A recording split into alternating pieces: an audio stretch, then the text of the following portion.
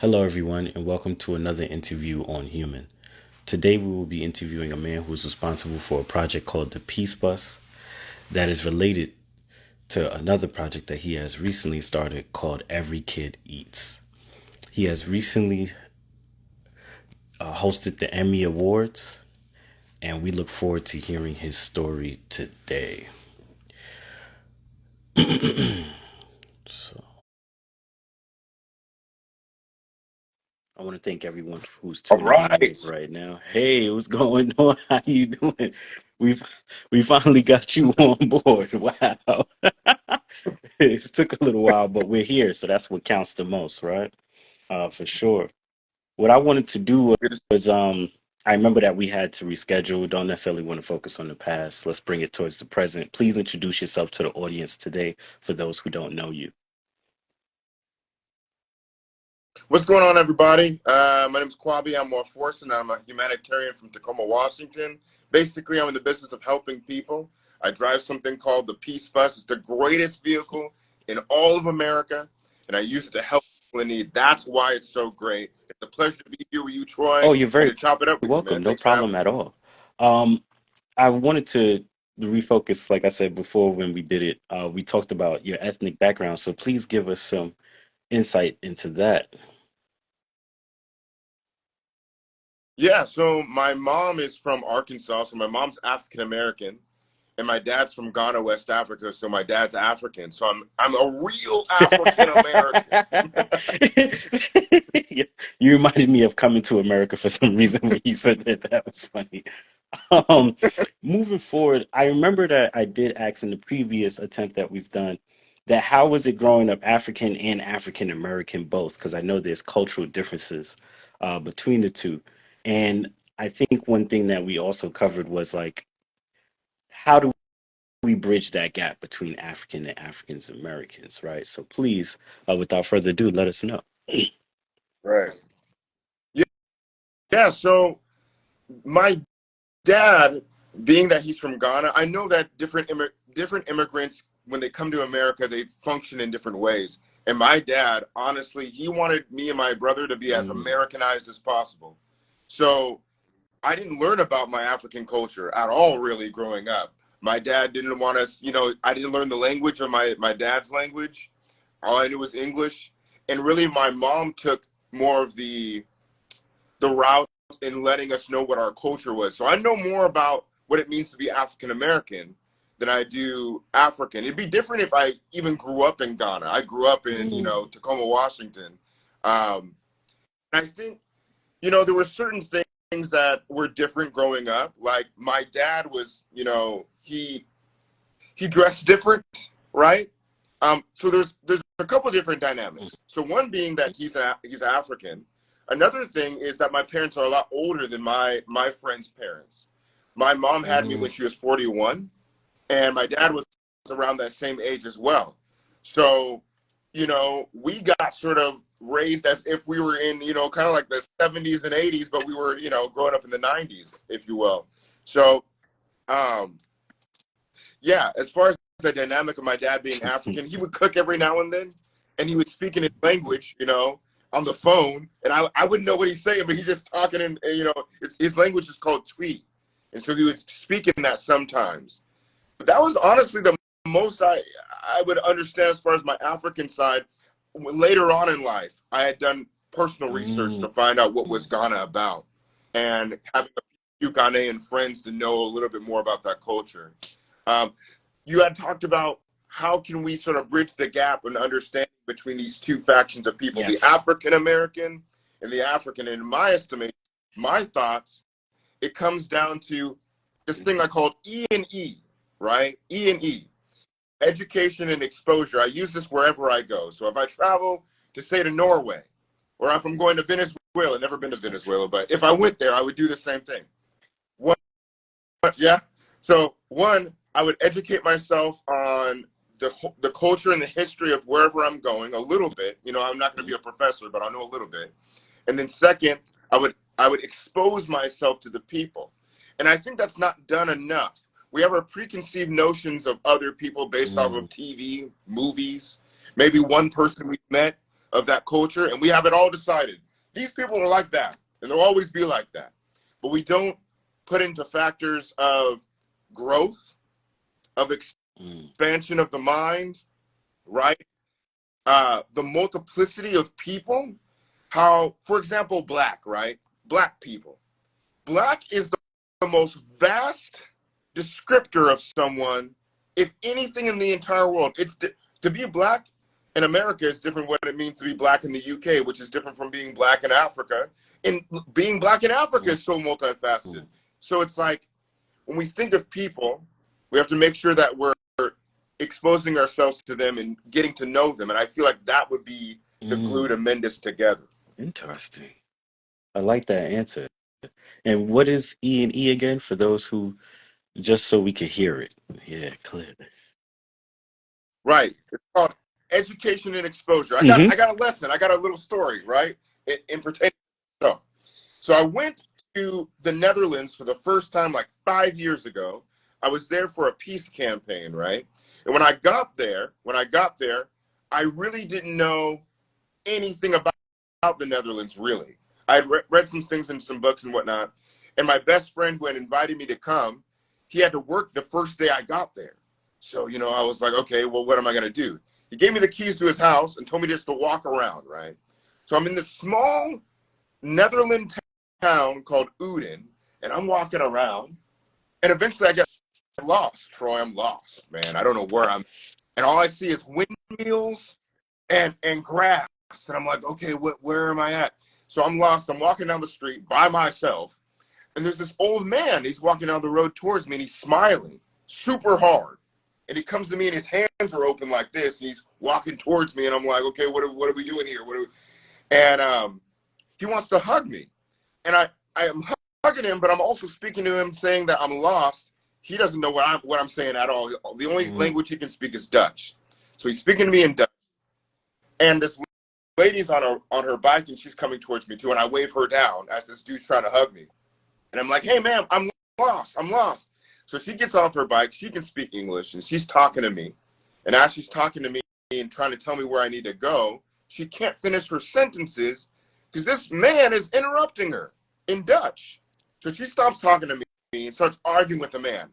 And she's mad at first, but that frown starts turning into a smile as she realizes what the man's trying to tell her. And she turns to me, and she's like, yeah, you're the first black person he's ever seen in his life. And I'm like, whoa, this is insane. So I turn to him, and we start smiling, and we just start busting out laughing. And we're both laughing. And, we give each other a hug again. And I imagine this gentleman going home to his family, and they're like, what happened today? And he can be like, well, I met a black person for the first time, and it was a great experience. We shared laughter. We shared a moment of understanding.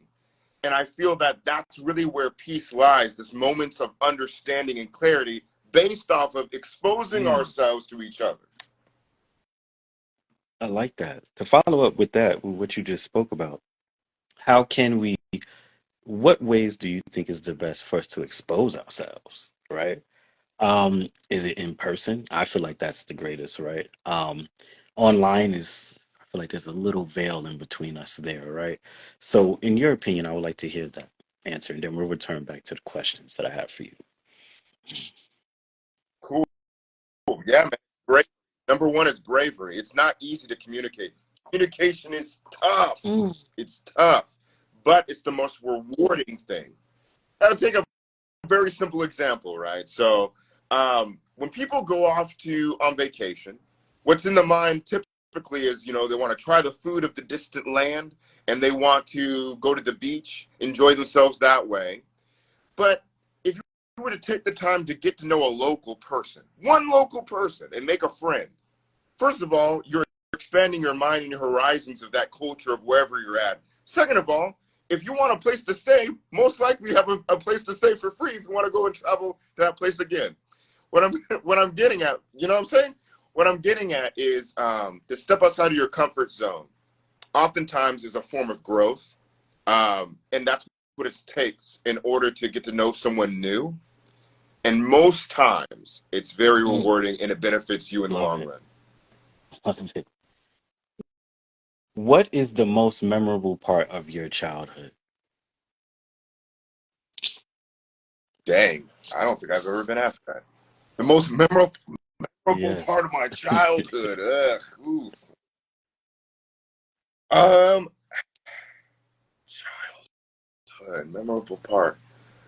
Okay, okay. This is sort of a testament to me and maybe my stubbornness to try to Mm, do something different. So, being that I'm an African American male, there was a lot of things that were pressed upon me that it was almost like I must do, right? So, for example, football. Every single growing up, I was told, like, hey, why aren't you in football? You need to play football. Why aren't you doing football? And I would, my parents were big academics. My mom's a psychologist, and my dad is an environmental engineer. And athletics were the least on the list of things that I should have been doing. They wanted me to be a world-class cellist, as strange as that sounds. And they bought a cello for me when I was young, and I played the cello mm, all throughout my childhood. So, but that being the case, athletics was second, maybe third or fourth. So being asked this question all the time, I kind of like got pushed away from doing that just because someone was trying to tell me what to do. I didn't like it. And in 11th grade, man, mhm, I was in chemistry class, and there were some students in front of me. They were arguing about, what sport they were gonna do. And they turned around to me and they were like, "Hey, Kwabi, what sport are you gonna do this year?" And I was like, "I don't think I'm gonna do anything. I'm kind of good off of it, right?" And they were like, "Well, you're limited. You can only do track, and you can only do football and basketball. You're mm, black, so those are the only things you can do." And I got upset. I was like, "No, I can do whatever I want to do." They're like, "No, like your body's not made to do white sports or sports that aren't predominantly black." And I was like, "I promise you, I can pick up a sport and be good at it. It doesn't matter as long as the mm. willpower's there. I can do it." And they were like, "What about lacrosse? You can't play lacrosse." And the whole class was in on this bet. And I said, "I promise you, I'll learn how to play. I don't know anything about lacrosse, but I'll learn how to play it, and I bet you I'll letter in it." And sure enough, that whole semester, I researched about lacrosse, learned how to play it, trained in it, and I lettered in it. I was on varsity that year, and then I never played it again. But that was a pretty I get it. You had to prove the point that it could be done. That is, I like that. I like that. right, right. But I was good. I went through that stage in my life too, as a creative, actually, of people kind of telling you what you can and can't do and how far you possibly can go. That actually led to the creation of Human. Quick story. I myself started off as a lyricist. I used to rap. I've been in rap battles. I produced some music actually before getting into journalism. I've designed, done special effects, narration, and scoring for a commercial that someone shot. I wanted to prove to people at the time that when I take all the elements of what is separate and bring them together, it can produce something great, right? It was just my move to show, because in the town that I lived in at the time, I felt like there weren't a lot of people. I don't know. I'm not going to say they were against me necessarily, but I will go ahead and say that I didn't feel welcomed. All right. And I was like, well, once I make this move, I think everybody's going to be like, oh, very quiet and show me my respect because it was a grand project that I myself did. Right. And lo and behold, I went out next 2 days and yeah, everybody was quiet. It was like you had to give me the respect. The production was too high quality. And it was my first time doing a production of that sort, period. So while I'm saying this, I also want to lead into the fact that the mind, right, is a very powerful tool. And when you have the drive, like what you was talking about just recently, when you combine that with the drive and that willpower to get things done, you'll be surprised what you can accomplish, right, within that time. Speaking of accomplishments, you would probably know better than anybody what can be accomplished, you know? Um, moving forward, though, what is a Thank you. life lesson you learned that shaped you into the man you are today? Uh, Mm, patience, patience, patience, patience. mm, Rome wasn't built in a day. Your dreams and aspirations can be done. Oftentimes the big things take time. I don't know if it's the American value of striking gold, maybe. We think that, people who have made it, quote unquote, made it, have done so off of sheer luck or natural skill or ability. Um, and if you have it, you're good. If you don't have it, there's nothing you can do about it. But that's the biggest lie. Success has blueprints. And one of those things is tenacity, stick-to-itiveness, right? And just patience in the process. If you feel that your product or whatever you're trying to put into the world is worthwhile, stay at it, keep going, and eventually that bud will blossom Mm, into a flower if you just stay with I it. agree. It's funny. Uh, I feel that roller coaster ride with human itself. It's a lot to like carry, at times, and yeah, it could be quite daunting a little bit. Being spread, feeling like you're spread so thin. Um, how did you preserve your childhood dreams, into who you are as an adult now? I found that to be interesting. I know that you are into aviation, which we'll get into later, but I'm just curious as to yeah, how do you preserve that? Yeah. Yeah. Yeah, man, I'm at my desk right now. This is where I study aviation mainly. But yeah, when I was younger, I didn't know what I wanted to be really. I went through a bunch of different phases when I was younger. At first, in middle school, I wanted to be like Bruce Lee. So, I was really into martial arts, man. I was really, I did Taekwondo. I got my black belt, and then I was done. And I quit. And then after in senior year of high school, I wanted to be a rollerblader, a professional rollerblader. So I started taking, going to skate park every day and skating. Then when I was in college, I wanted to be in a reggae band and play reggae music. So, you know, just from that into like bodybuilding and playing rugby, I wanted to be a professional rugby player at one time. And the only thing that really stuck was piecework. And this was sort of catapulted by trying to understand myself. So when I was in grad school, I was in grad school for business, and I was feeling unfulfilled, even though I was in a space in which many people find fulfillment. You're in school, you're in college, you're doing what you need to do, right? But I was there amongst people who were finding their Mhm. calling, and I was like struggling, right? So I did something that a lot of people don't do in our current day and age. A lot of young people don't do this, I find. And that's reaching out to an elder in the community for guidance. So I went back and I talked to my academic advisor in my undergrad school named Peter Baccio. And this guy is amazing. He's a real old guy. I think he's in his 90s now. And I said, Dr. Baccio, I'm struggling. I'm in grad school, right? I'm doing what I need to do. How come I'm still feeling unfulfilled? It's terrible. And Mhm. he told me to stop complaining. That was his first thing. Stop complaining. He said, think about this. You're a capable young man. You could be a lawyer, doctor, whatever you want to do. But don't think about what do you want to be, and start thinking about who do you want to be. What are the principles you want to embody as a human being? What does that look like? Who are you at your core? He's like, he told me to take a weekend and really think about this topic. Stop everything. Get to yourself and think about that question. So I did that, and I thought that the thing that I love the absolute most at my core is seeing different people from different walks of life, races, colors, and Mm. creeds coming together for something positive. Like even now when I say it, I get goosebumps. Like I'm getting goosebumps right now every time I think about it. So I was like, this is it. This is it. So I'm going to promote peace, whatever that means. And I started doing research about peaceful people. And, I know about Martin Luther King, of course. We know of Gandhi, of course. But I was curious about who is doing peace work now. And I started coming across some different figures who were very Mm. inspiring in the work that I do now. And I started going, promoting peace. And that's a whole story of itself. But Oh, not that's to no ramble problem. on, but yeah, man. Interesting. Huh. What?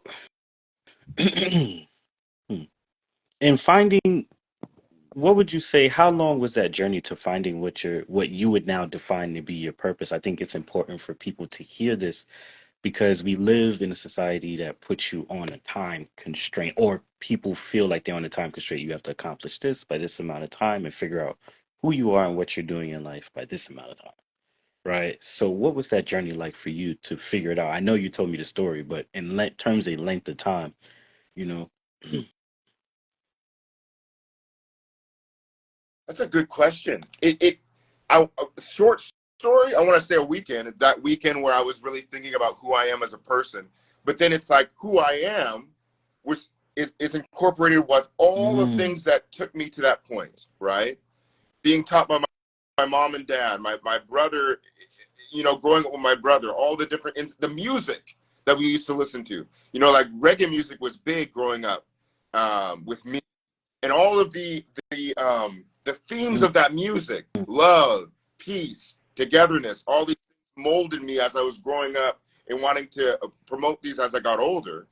Um, and then, when I think about my mom's very caring and giving. She was more of the humanitarian of the household, while my dad was more of the political. He was more the ideological thinker when it came to politics and human progression. So it was sort of an amalgamation of these two concepts of helping others. But why are we helping others? Not just because of charity, right?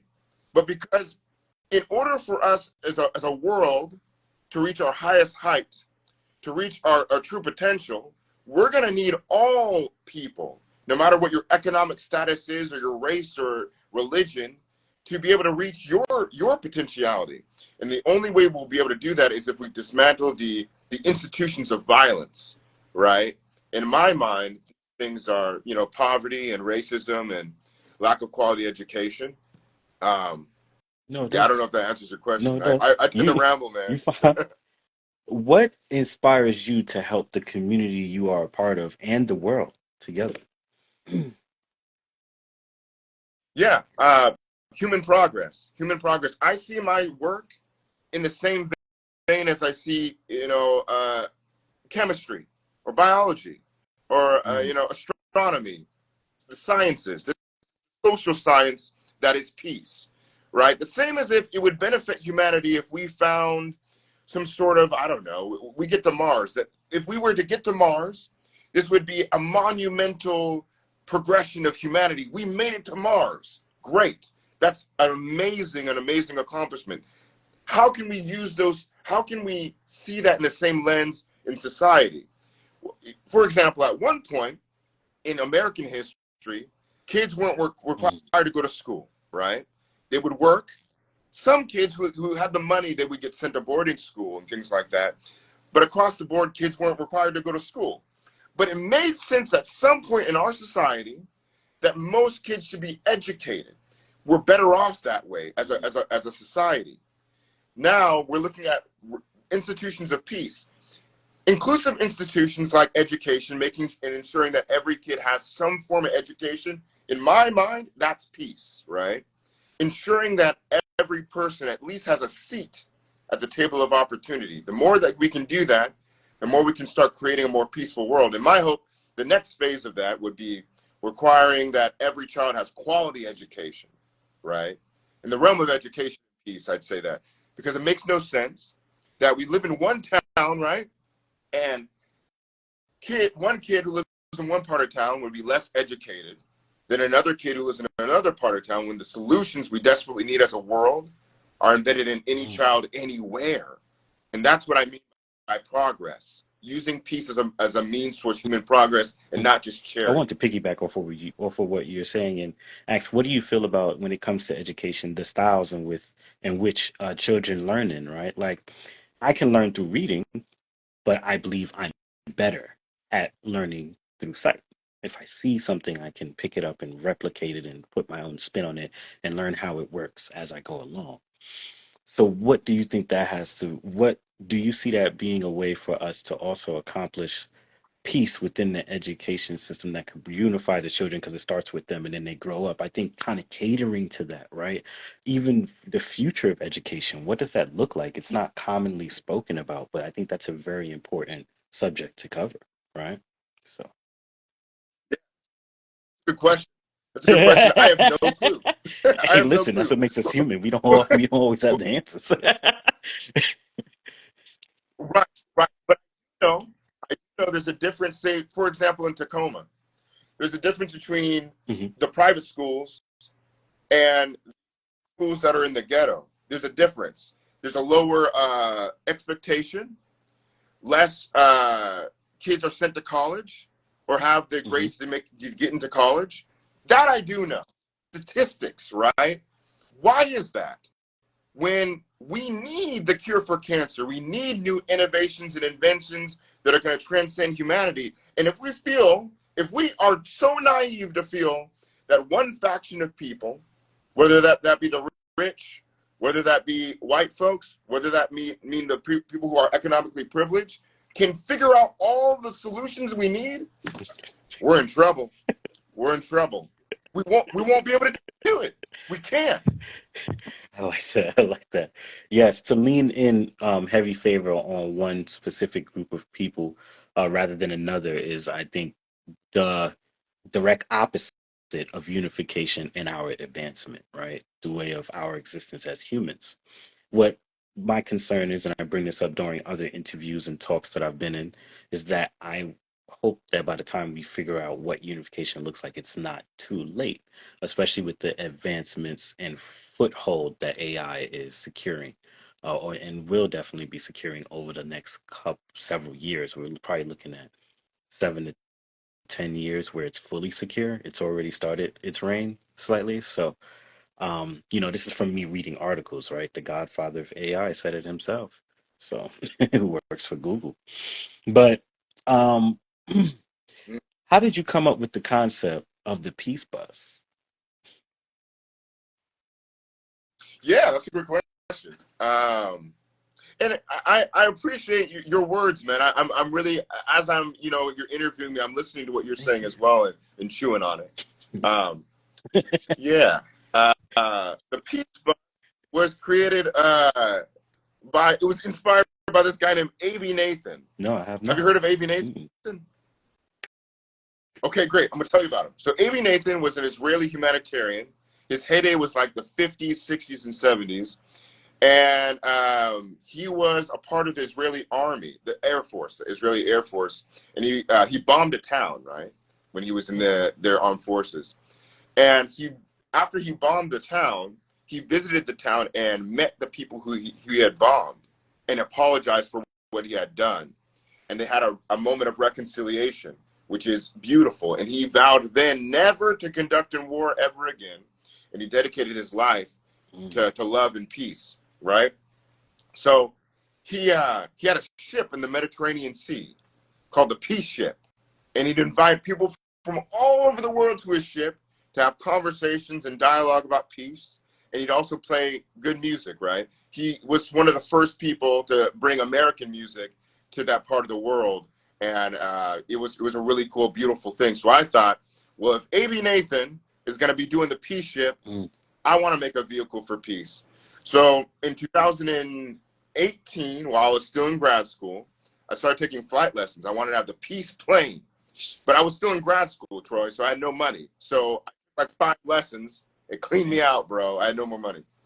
So I thought, well, if I can't get a pilot's license now, I do have a driver's license. So I took my income tax money of that year and I went around looking for a weird looking vehicle, something that would pop, right? Not just your average minivan, but something, Hmm. eccentric. And I came across this guy named Jason. There's a bunch of different islands out here in Washington State. And there's one called Vashon that's near where I live. And this guy named Jason, he was this hippie guy. He had this strange looking vehicle he called the Starship Enterprise. And I told him, I was like, yeah, it was wild looking. And I was like, hey, Jason, I'm looking for a vehicle to turn into a peace vehicle. And he was like, bro, I would love nothing more than to sell you my van, bro. That's a great idea. And so he sold me the van, and I painted it blue. Side note on painting it blue, there's a peace activist by the I name have of not. Peace Pilgrim. Have you heard of Peace Pilgrim? Okay, so Peace Pilgrim was this lady. Her heyday was like, man, she lived for a long time. It was the 50s, 60s, 70s, and I think the 80s as well. And she walked the United States back and forth for her life. And she said she would keep on walking till the world came together in peace. And she'd wear a blue tunic, and it would say how many steps she's taken, how many miles she's walked for peace. Very eccentric, very charismatic woman. And she said the color of Mm. peace was blue. So, Peace Bus is blue. And I started driving it around town, right? this crazy looking vehicle, and people would see it. And my hope was that they'd be inspired to make peaceful actions by seeing it, or maybe even research peace. Because we think about it, something like, I don't know, Hmm. like Coca-Cola, right? Coca-Cola is literally everywhere. It's online. It's in the store. It's on billboards, right? And if that's just a sugary drink, how can we promote the most important thing of peace just like a product? And that was sort of my idea behind it. But not only that is, so I'm promoting peace with, having it on the sides of the bus, but also putting peace in action is just as important. Talking about peace, great. Promoting peace, great. Peace in action, that's a whole Hmm. nother story. It's just as important. Oh, I like that. I like that.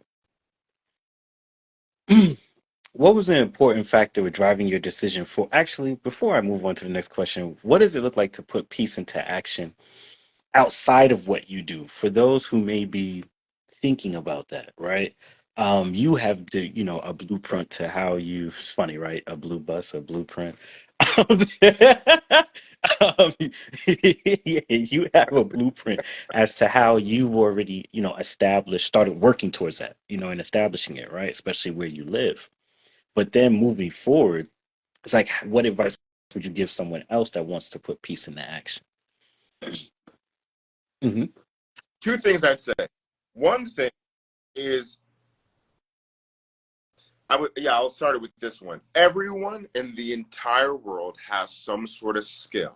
There's no one in this world who's without a skill. You have something that God's given you. Then it's like, okay, you have something. Then how can you utilize it to help others? That's the big thing, right? So looking at yourself and your skills and trying to figure out what that is, then utilizing that to help others. The second thing is, don't reinvent the wheel. Don't reinvent the wheel. If you have an idea, chances are someone has done that Mm. or something like it. And if they're still alive, chances are if you reach out and you're interested in it, they'll probably talk to you about it. If it's something that's unique, and it's especially if it's something for peace, the person's probably pretty passionate about it. Probably talk to you till the cows come home about it. Then you can get your mind bubbling about what you can do in that realm. When I first created the Peace Bus that year, I had this crazy idea of traveling to the border of Mexico to interview Border Mm. Patrol agents about the Mm. immigration crisis.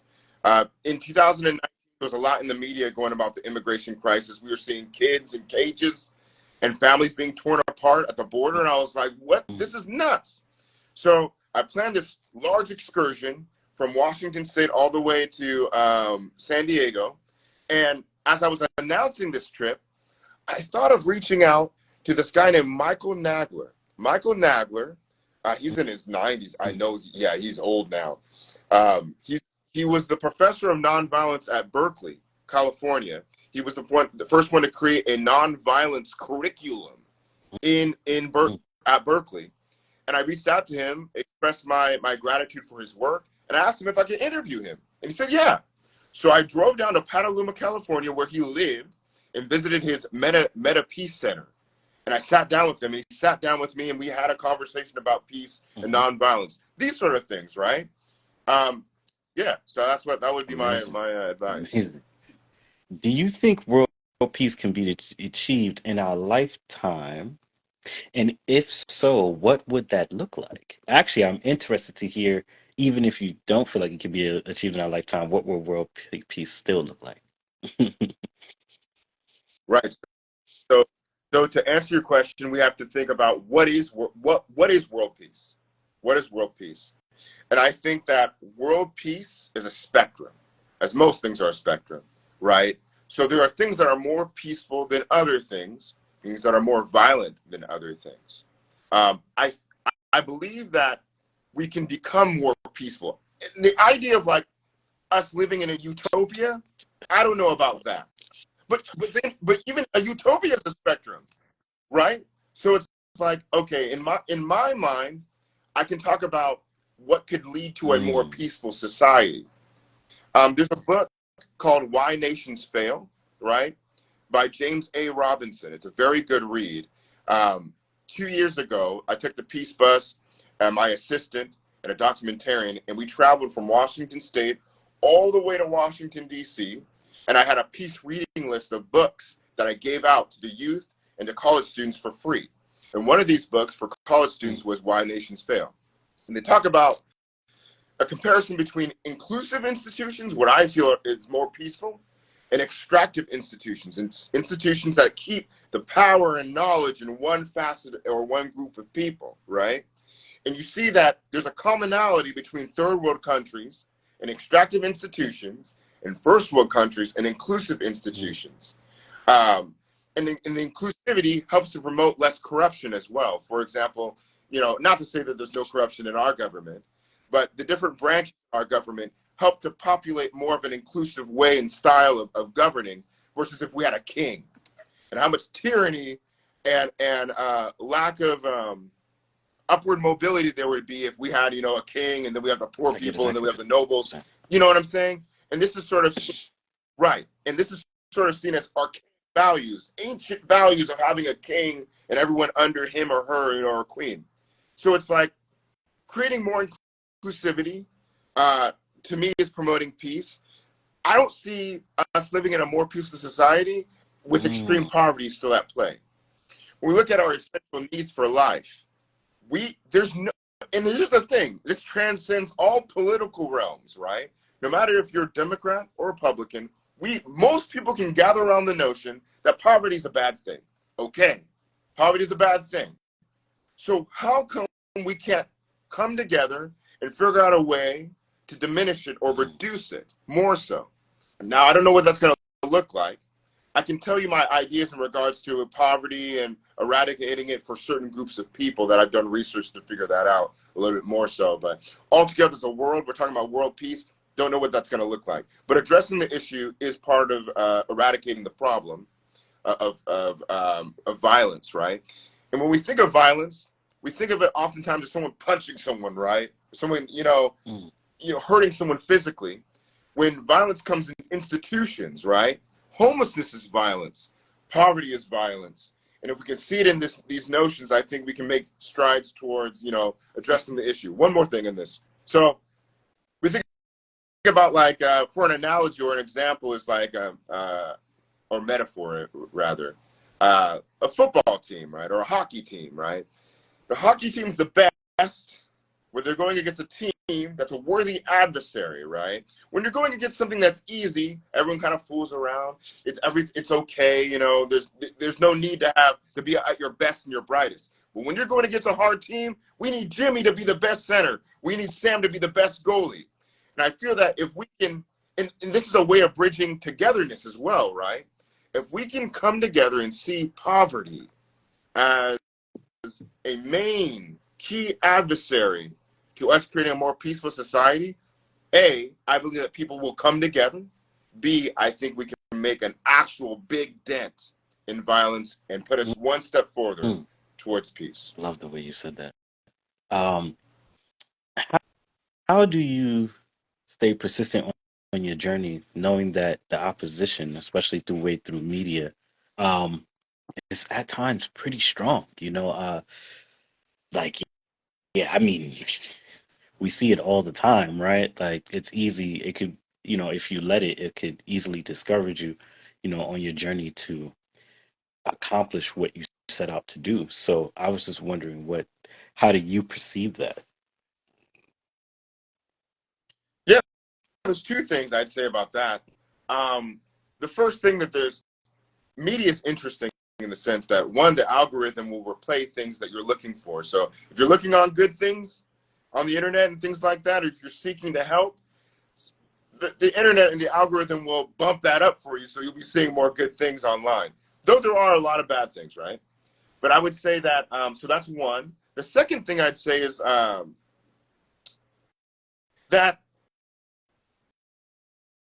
I guess I lost my train of thought. I was going to say that, No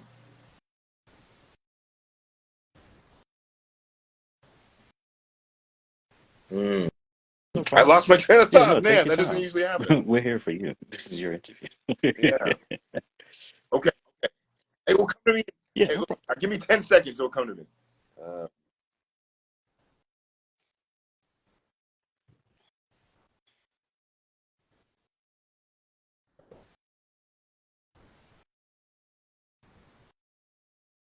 oh, I was going to say this. So, being that the media, right? The media has all this negativity going on, right? You can, in fact, uh, be the change in which you seek, man. So it's like, if you don't see that out there, if you don't see that out there, be that light, be that change, and then it's Mm, contagious in that way, right? You see a happy video or something like that, something that is pleasurable in that light, it inspires you to do the same thing, right? The work that you're doing, and I'm sure you've already seen it, yes. people be inspired by what you do, but there are a lot of people who you don't see, a lot of people you don't see that are being fed by the work that you're doing, and being inspired to Mm. do something else, that's why visibility is important as well, Visibility is very yeah. important. And actually, I wanted to piggyback off of what you were saying, in terms of, inspiring others. Um, it's interesting being in this place, in this position to be able to inspire others and have them look up to you as a role model. And I know that you could definitely vouch for that, right?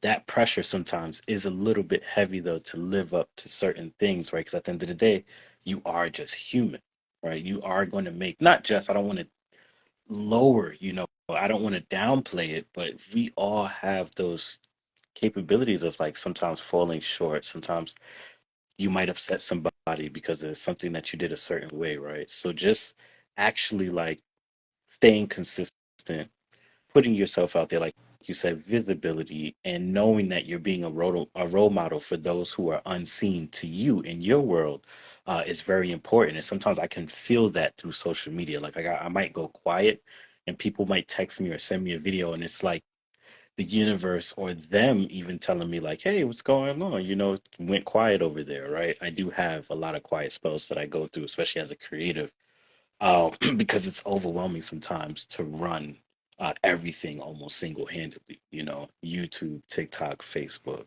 Instagram, scheduling, everything like that. Yeah. Another point that I wanted to bring up that you said about being it, right?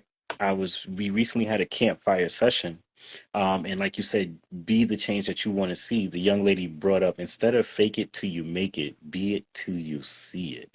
And I thought that was amazing outlook on what she was able to bring to the table during that campfire session, which translated, the campfire session was based on body talk, which is a code word for body language, right? So moving forward, I wanted to continue. I see that. Oh, go ahead. Yeah. Oh, I wanted to say one thing Mm, about media as well. So media is it's a trickster, right? It will make you believe that things are, I mean, there are bad things going on all around the world. But mm, check this out. Let me give everyone a little bit of hope real quick. Okay. If you think about any time in history that you would want to be alive, what would that be? When were we better off? And in my mind, I can't think of a time. I mm, can't think of a time.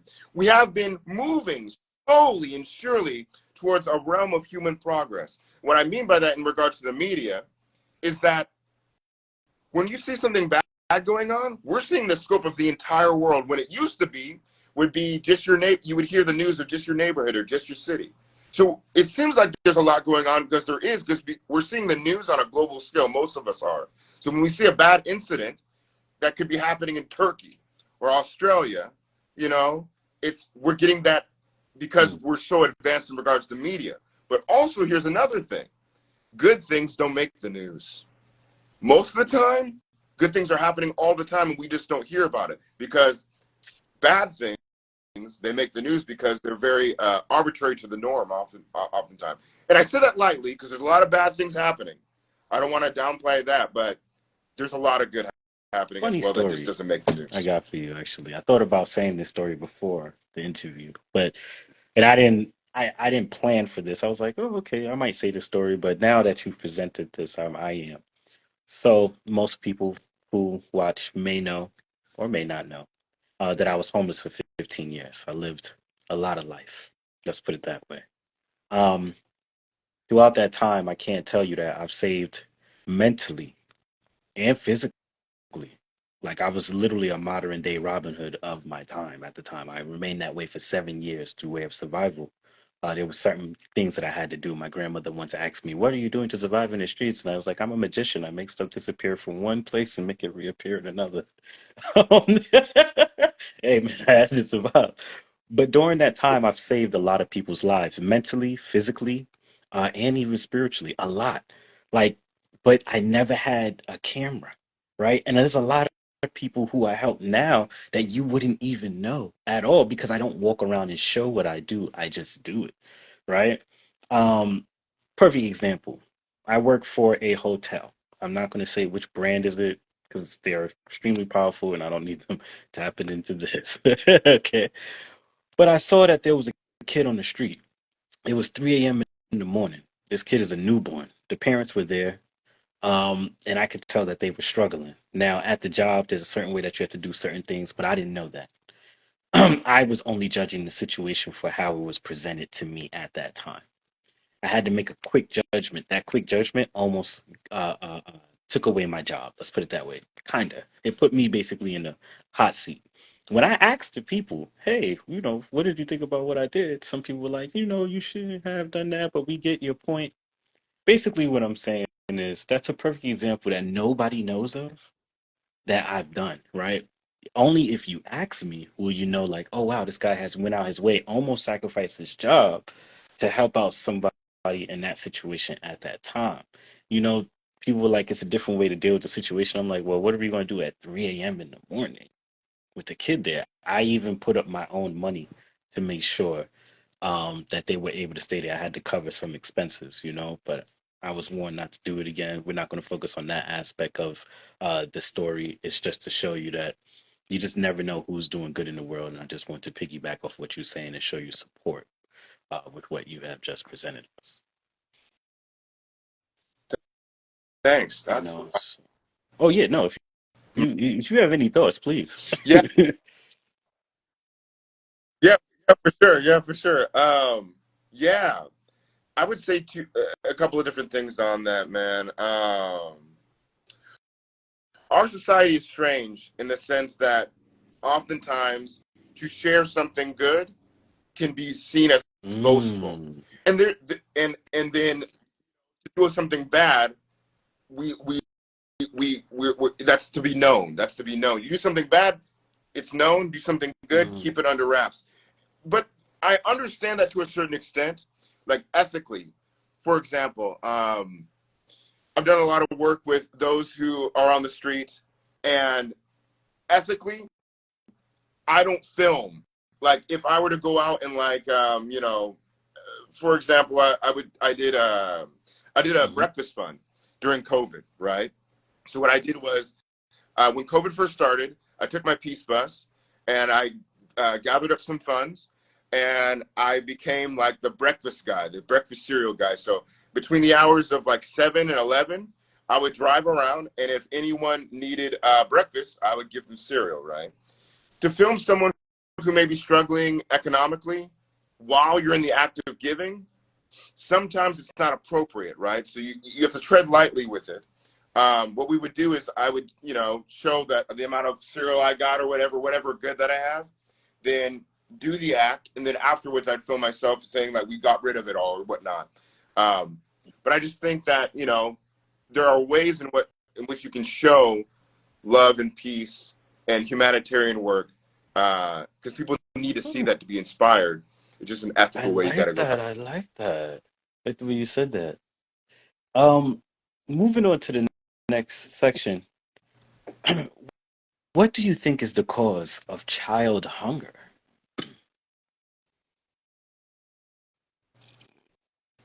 Whew.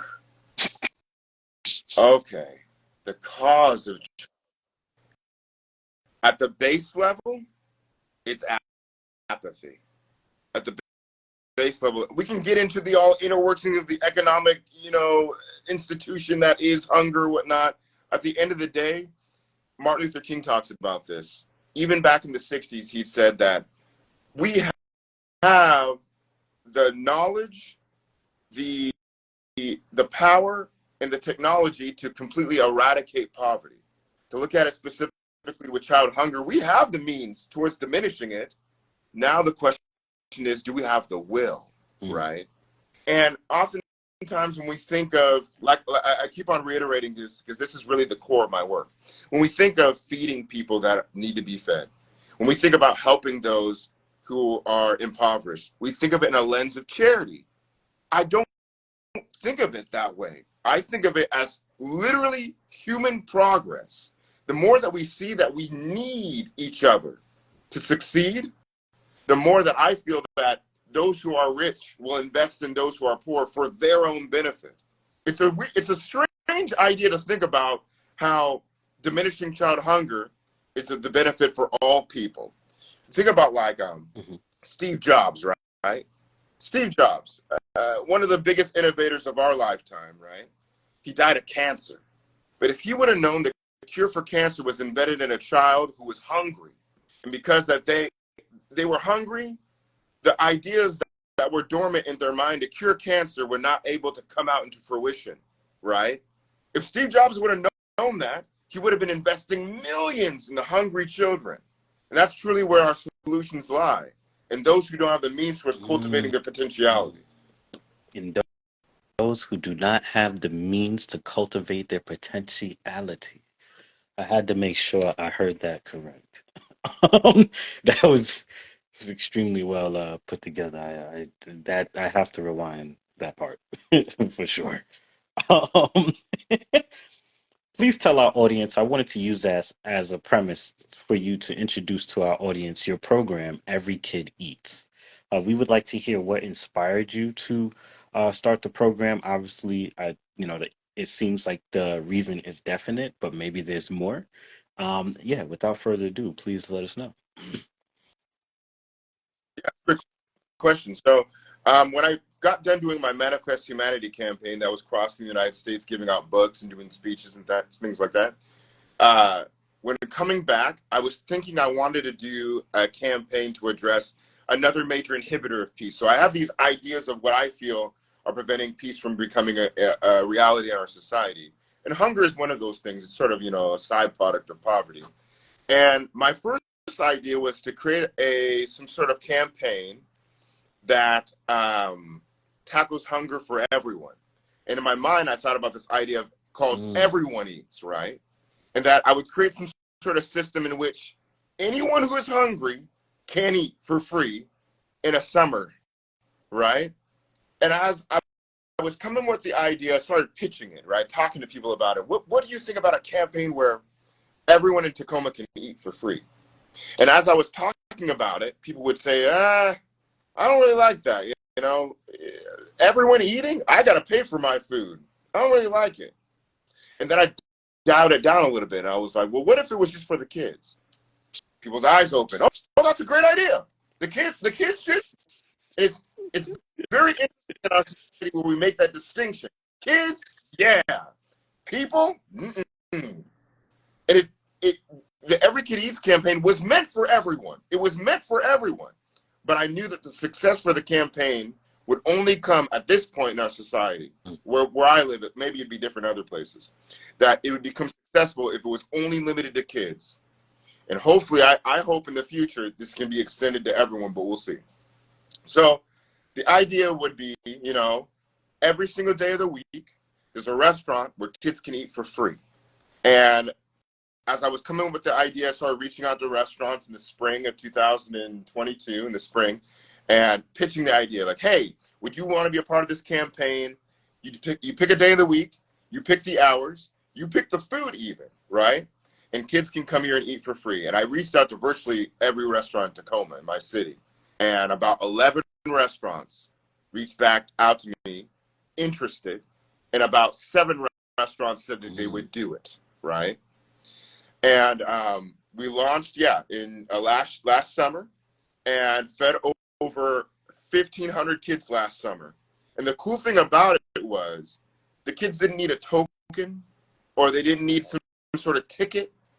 They would just come to the restaurant and they had a pre-made menu for them. So it was like a regular, a regular restaurant experience for some kids who may not have been to a restaurant in a Mm. long time, right? And they're sitting down with kids who have go to restaurants all the time, and you can't tell the difference between the kids who are hungry and the kids who go to the restaurant every day. And that was the beauty behind it. It was destigmatizing those children who are hungry, right? And so we did it again this summer.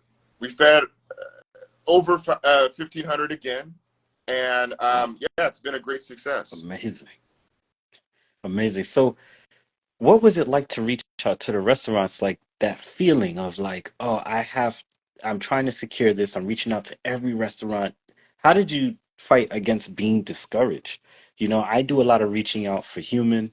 I got to do a lot of following up, scheduling the interviews, doing the campfire sessions. It's a lot sometimes. And so I was just wondering, like, how did you continue being persistent at every door that felt like it closed to open a new one?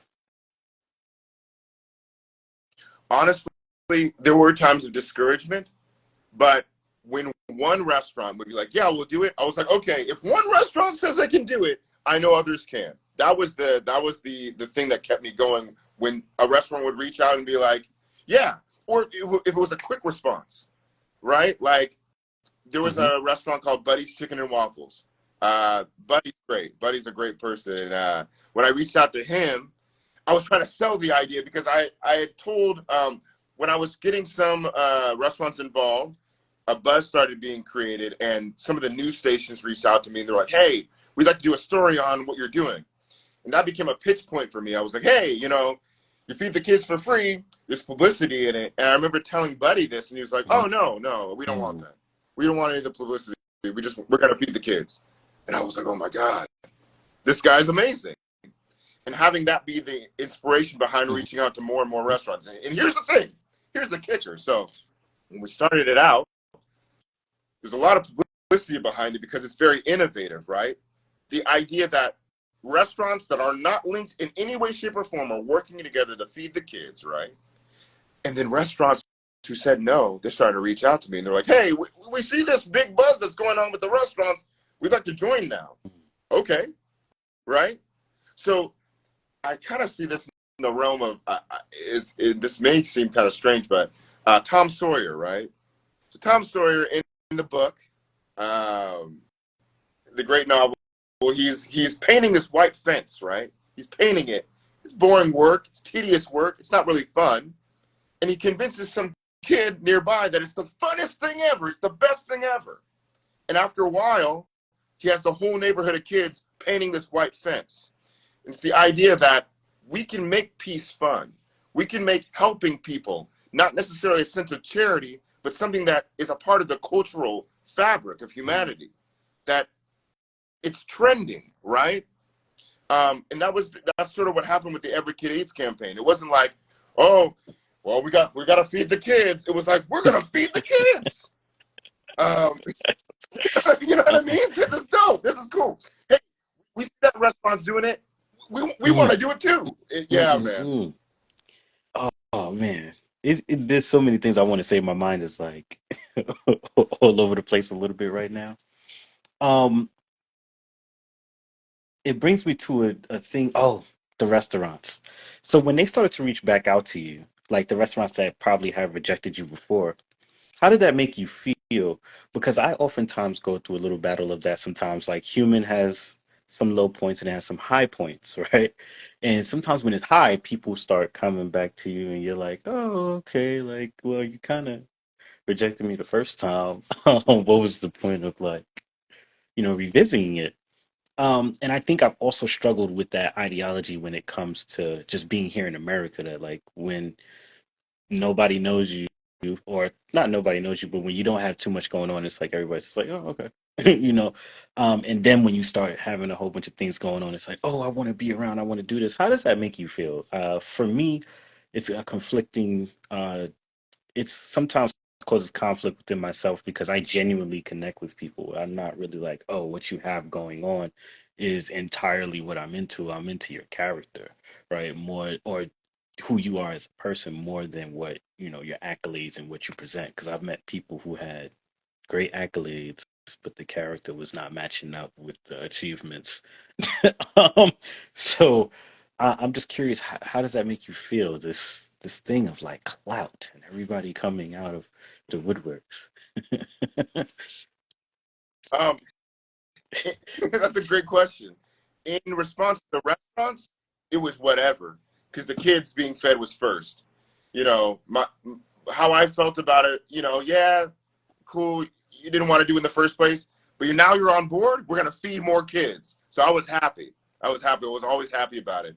When it comes to like, I guess my personally in my work that I do, and when you're hot, you're hot. When you're not, you're not.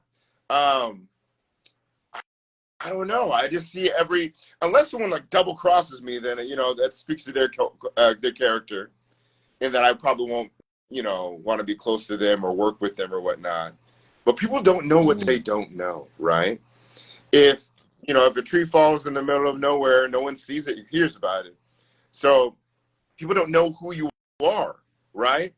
We have their outer shell, and they can see some of the work you've done and some of the work you haven't done. But who's to say that you do a new campaign or you do some sort of new project, now they see the light that's in you, then that inspires them mm, to want to work with you, right? I have a lot of grace for that, in the sense, we're so multifaceted, as you know, as human beings, and sometimes it takes one action to inspire someone to work with you, and then another action to inspire another, even if that person at one point didn't believe in you at all. I mm, take my parents, for example. They're very, very educated people.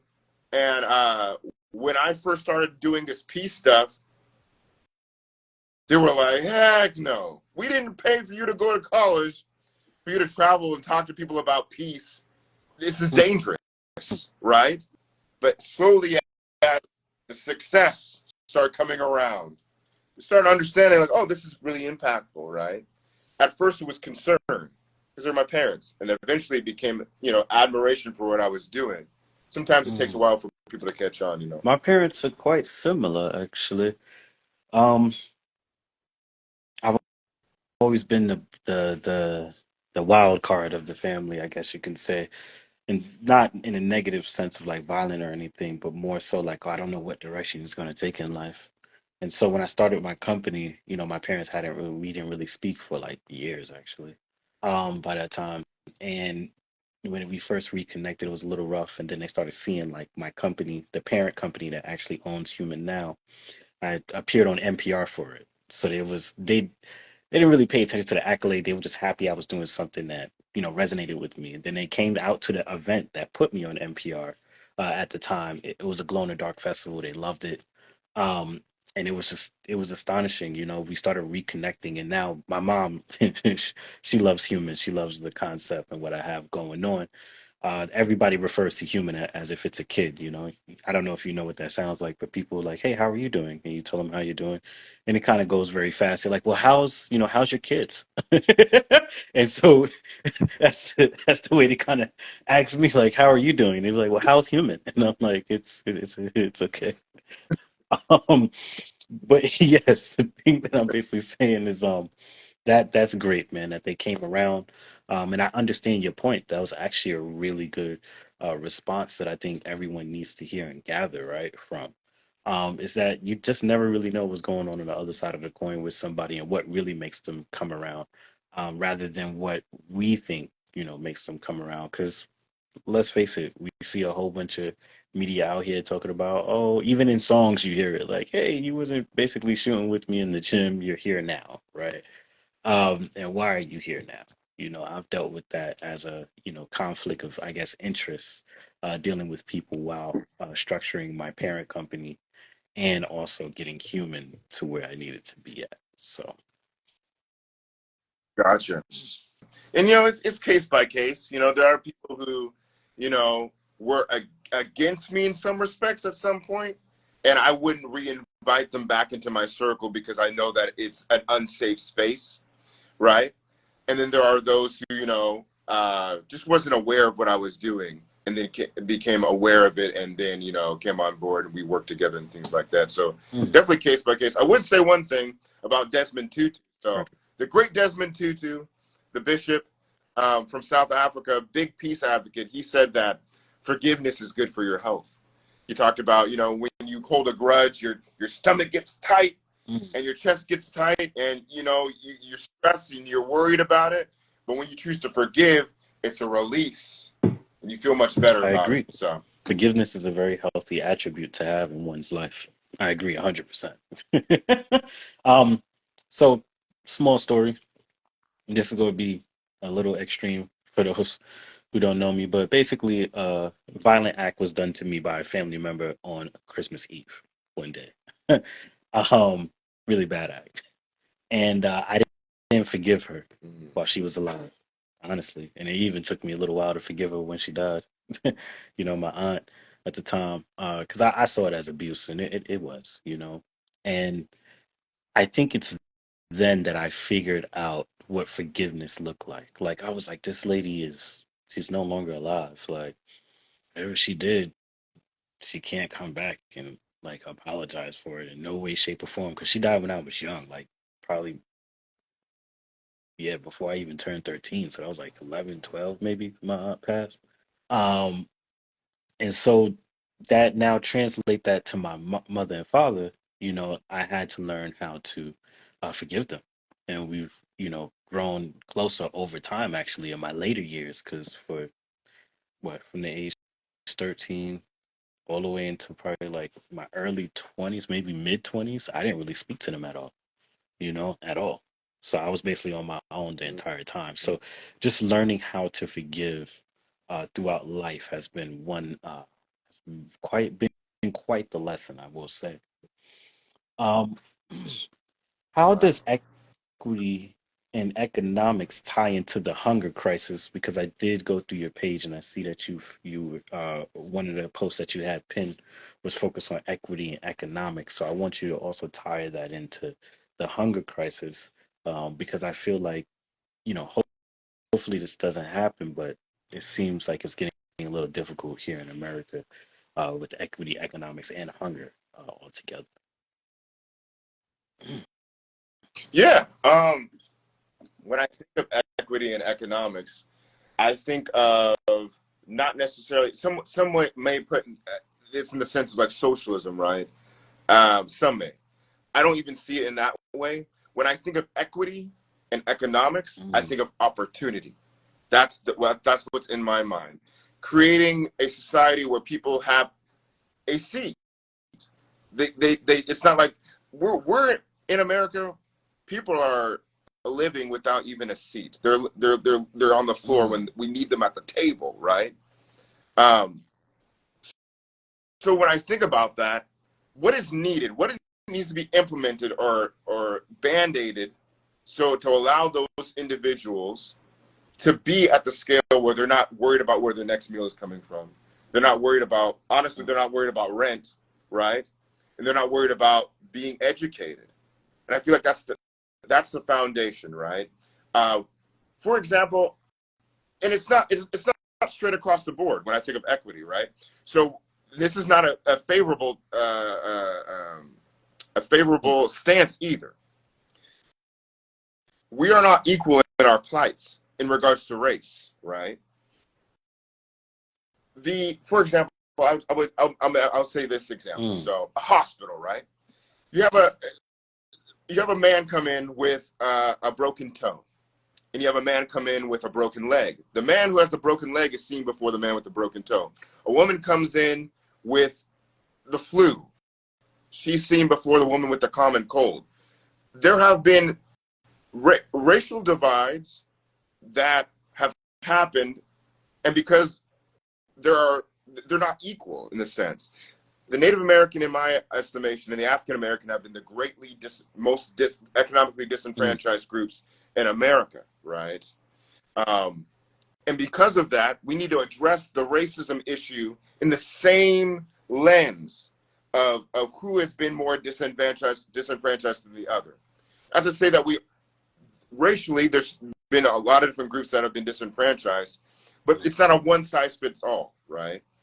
For African Americans, for example, when we have we had Black Lives Matter in the 2020s and, in 2020 and 2021. I don't know if I'm sure it's still going, but the main effectiveness that happened when George Floyd was killed, and there were certain protests and talks that were happening to raise awareness of the atrocity of racism and police brutality, basically putting it over the fence so we could see, oh my God, for those who don't know, that racism is a problem in this country. Like, oh my God, it's a problem. Great. Now we know, right? What's the next step, right? What? How are we going to actually get into the nitty gritty of addressing the issue? Now, well, addressing racism is a very multifaceted problem, right? And I don't know if we really can ever eradicate racism altogether. It's very, very deep woven in our society. But I can tell you one thing. There are means towards moving against it. And I believe that the economic revitalization of the Black community is one of those things, right? That's tangible, right? We think about, okay, this is my thought. My thought is this, man. This is my thought. That if African Americans were economically liberated, it would behoove those who are racist to not be racist. They literally couldn't afford it. If we were on the same scale economically as, for example, white folks altogether, I don't think certain white folks could afford to be racist because they would have to do business, right, with us, right? I think that money speaks a lot in regards to opportunity. Opportunity. Yeah, I don't know. I could Very go well on more spoken. about it, but Interesting. They cannot afford to be racist. Racism and economics, they are tied together. It's very interesting. If you give someone the economic freedom or opportunity to change their situation, it then change the. It's interesting the way you just put that. I was just thinking about it a little bit there. It's cool. right, right. It's Jesse Jackson talked about this economic development plan for African Americans in the 70s. He was big on it, talking about capital investments, tax breaks, and market incentives for African Americans. Right? It never held on, right? But I think it's a two-part program. Yes, there's this economic development, which is the Mm-hmm. next phase of reducing racism. We cannot move forward unless economics is addressed for African Americans, right? And I'm not talking about necessarily government handouts. The market incentives and tax breaks. These are things that can be implemented. That isn't necessarily like a check every month, right? Because I don't think that's in the sense of reparations. I don't think that's the cure. I think that no one takes better care of your stuff than yourself. We need to create more autonomy in our communities and make sure that the dollar stays within the Black community to create this and generate this Mm, intrinsic wealth.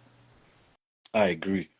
Interesting. I wonder what society would look like if money was not like a thing. How would racism still be like present, especially within a bartering like more system? Because now you have to rely on your fellow man to actually get certain Right, things done. I'm curious. I mean, even without economic structure, racism has been around for a while. I mean, the the displacement of people from their own cultures, slavery, things of that nature has been around for an extremely long time, actually, longer than I think that we're like fully right, aware of. So I think in regards, it still can exist, but there's always been, in my opinion, an economic system that was there when it took place too, right?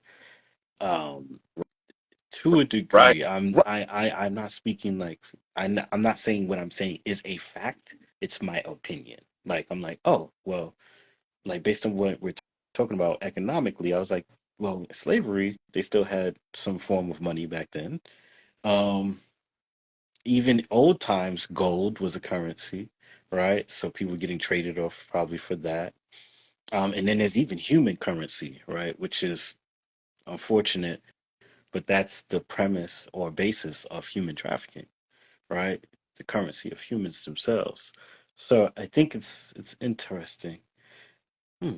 I'm even like reflecting right now, like if you just got rid of like currency altogether and just replace it with something entirely, because it doesn't, it seems like whatever currency system is attached to slavery at the time, it still finds a way to work, right? But what if we disengaged the currency systems altogether, whether it be human currency, um, bartering, but then what would society look like then? So there's a lot of different avenues. I feel like it's a very dynamic conversation to actually have. And I think, yeah. Yeah, No, yeah, yeah, that's a huh. it's not an easy one because I wanted, my wishful thinking is that we could go back to like bartering, or like they could be half and half with such a split coming in between the rich and the poor, the gap, due to inflation taking place, that gap is widening. And I was thinking to myself one day, like, well, it seems like this is the perfect opportunity to re-implement bartering because those who are poor are not going to have the necessary means to get certain things that those who have money are able to get to, right? So what would that look like, right? How would the poor Right, survive right. amongst each other? Huh? I I never thought about that before. Going back to bartering, you know, this is what Uh, I would say. This though, I think whatever system that is going to be better than capitalism, that we don't have the solutions for it right now, but through creating opportunity, that kid's out there with the solution. So we got to invest in I them. do agree. I do agree on that. I, I wanted to ask you another question moving forward is how does it feel to have a mural dedicated to your efforts? Now, yeah, just describe to us that feeling. You're the first person I know who has a mural dedicated to them. So, Yeah.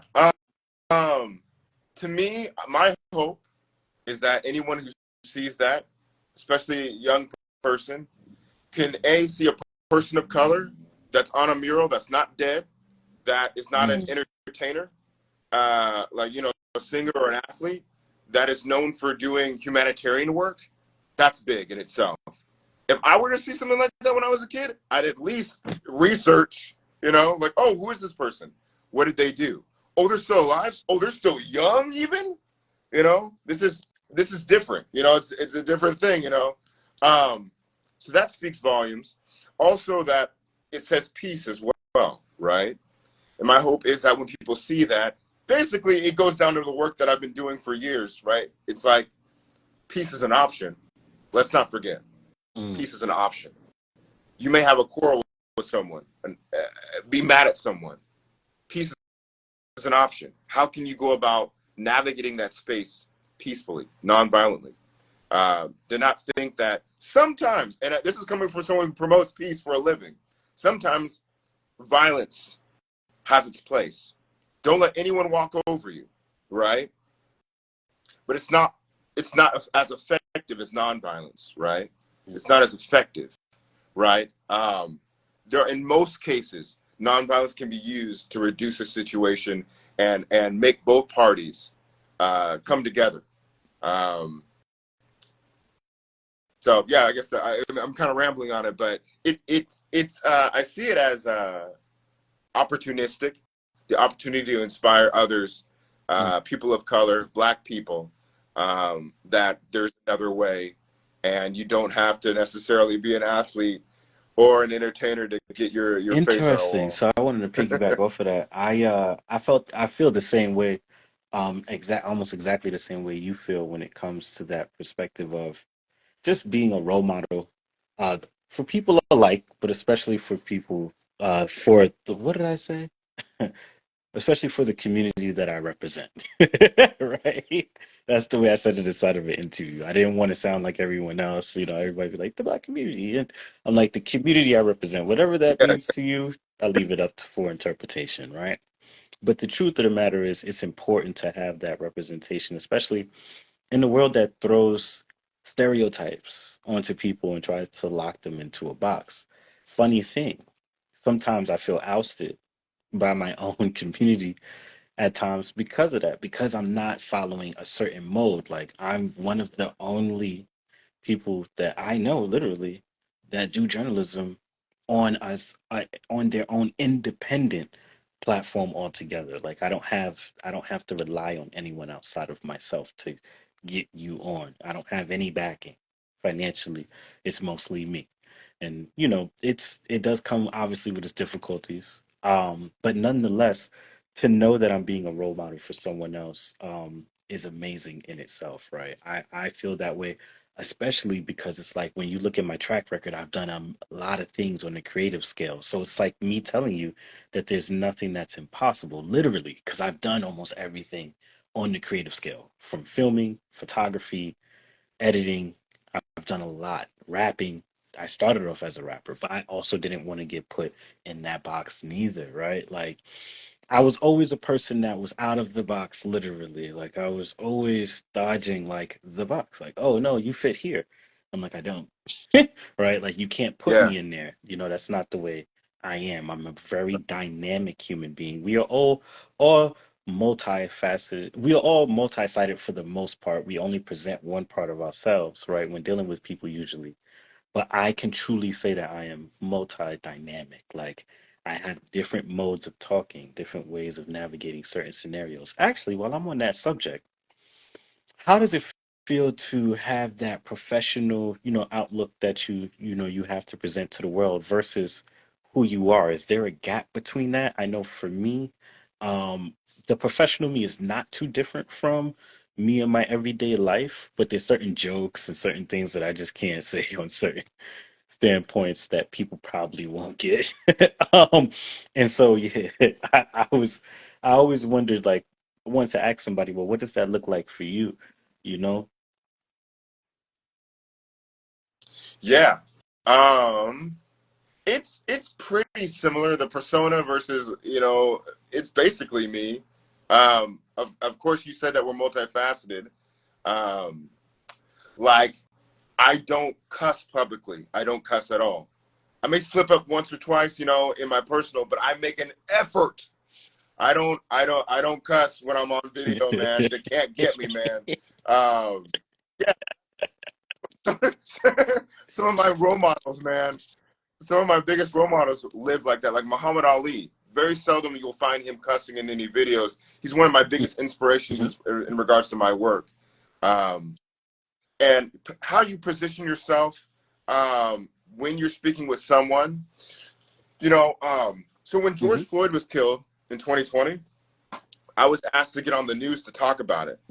And when they reached out to me to give my ideas about how, I don't know, the police brutality and the riots were going on, I told them no at first. I was like, you're not going to get me on TV talking about something like that. I haven't, it's not my platform, right? It's not my platform. mhm, It's not something I'm even comfortable talking about. But through doing a little bit of soul searching, talking to people in my family, in my community, I decided to mhm, do it. And I'm very aware of how you say something, what you say, your body language, your inflection, right? It all comes into point, especially visually in regards to media.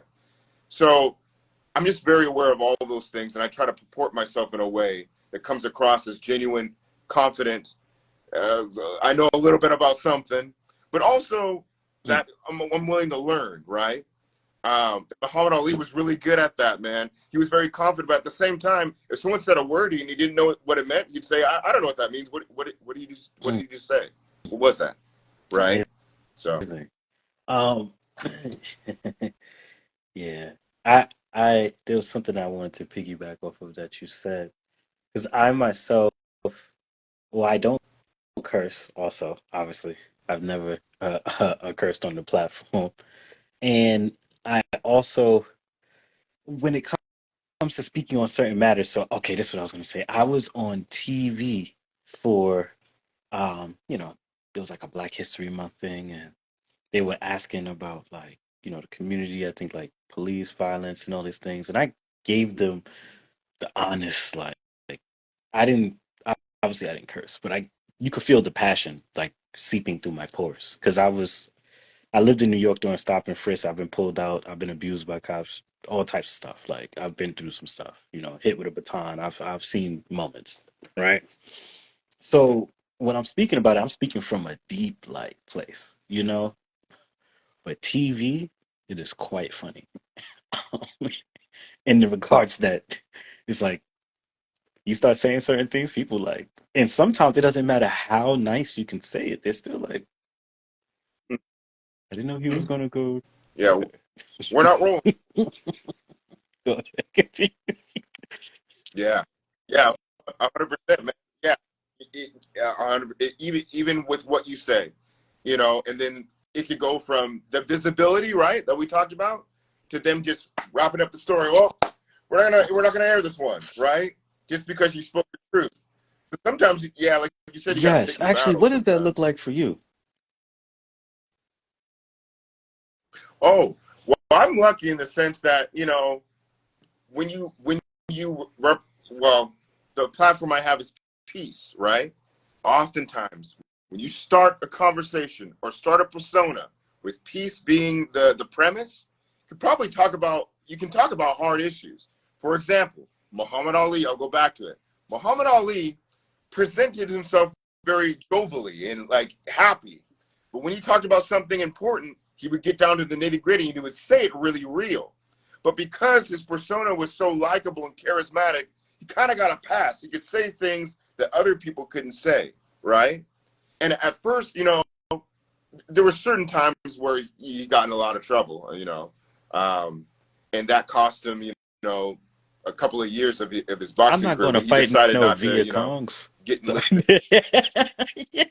Right, exactly. That got him in trouble.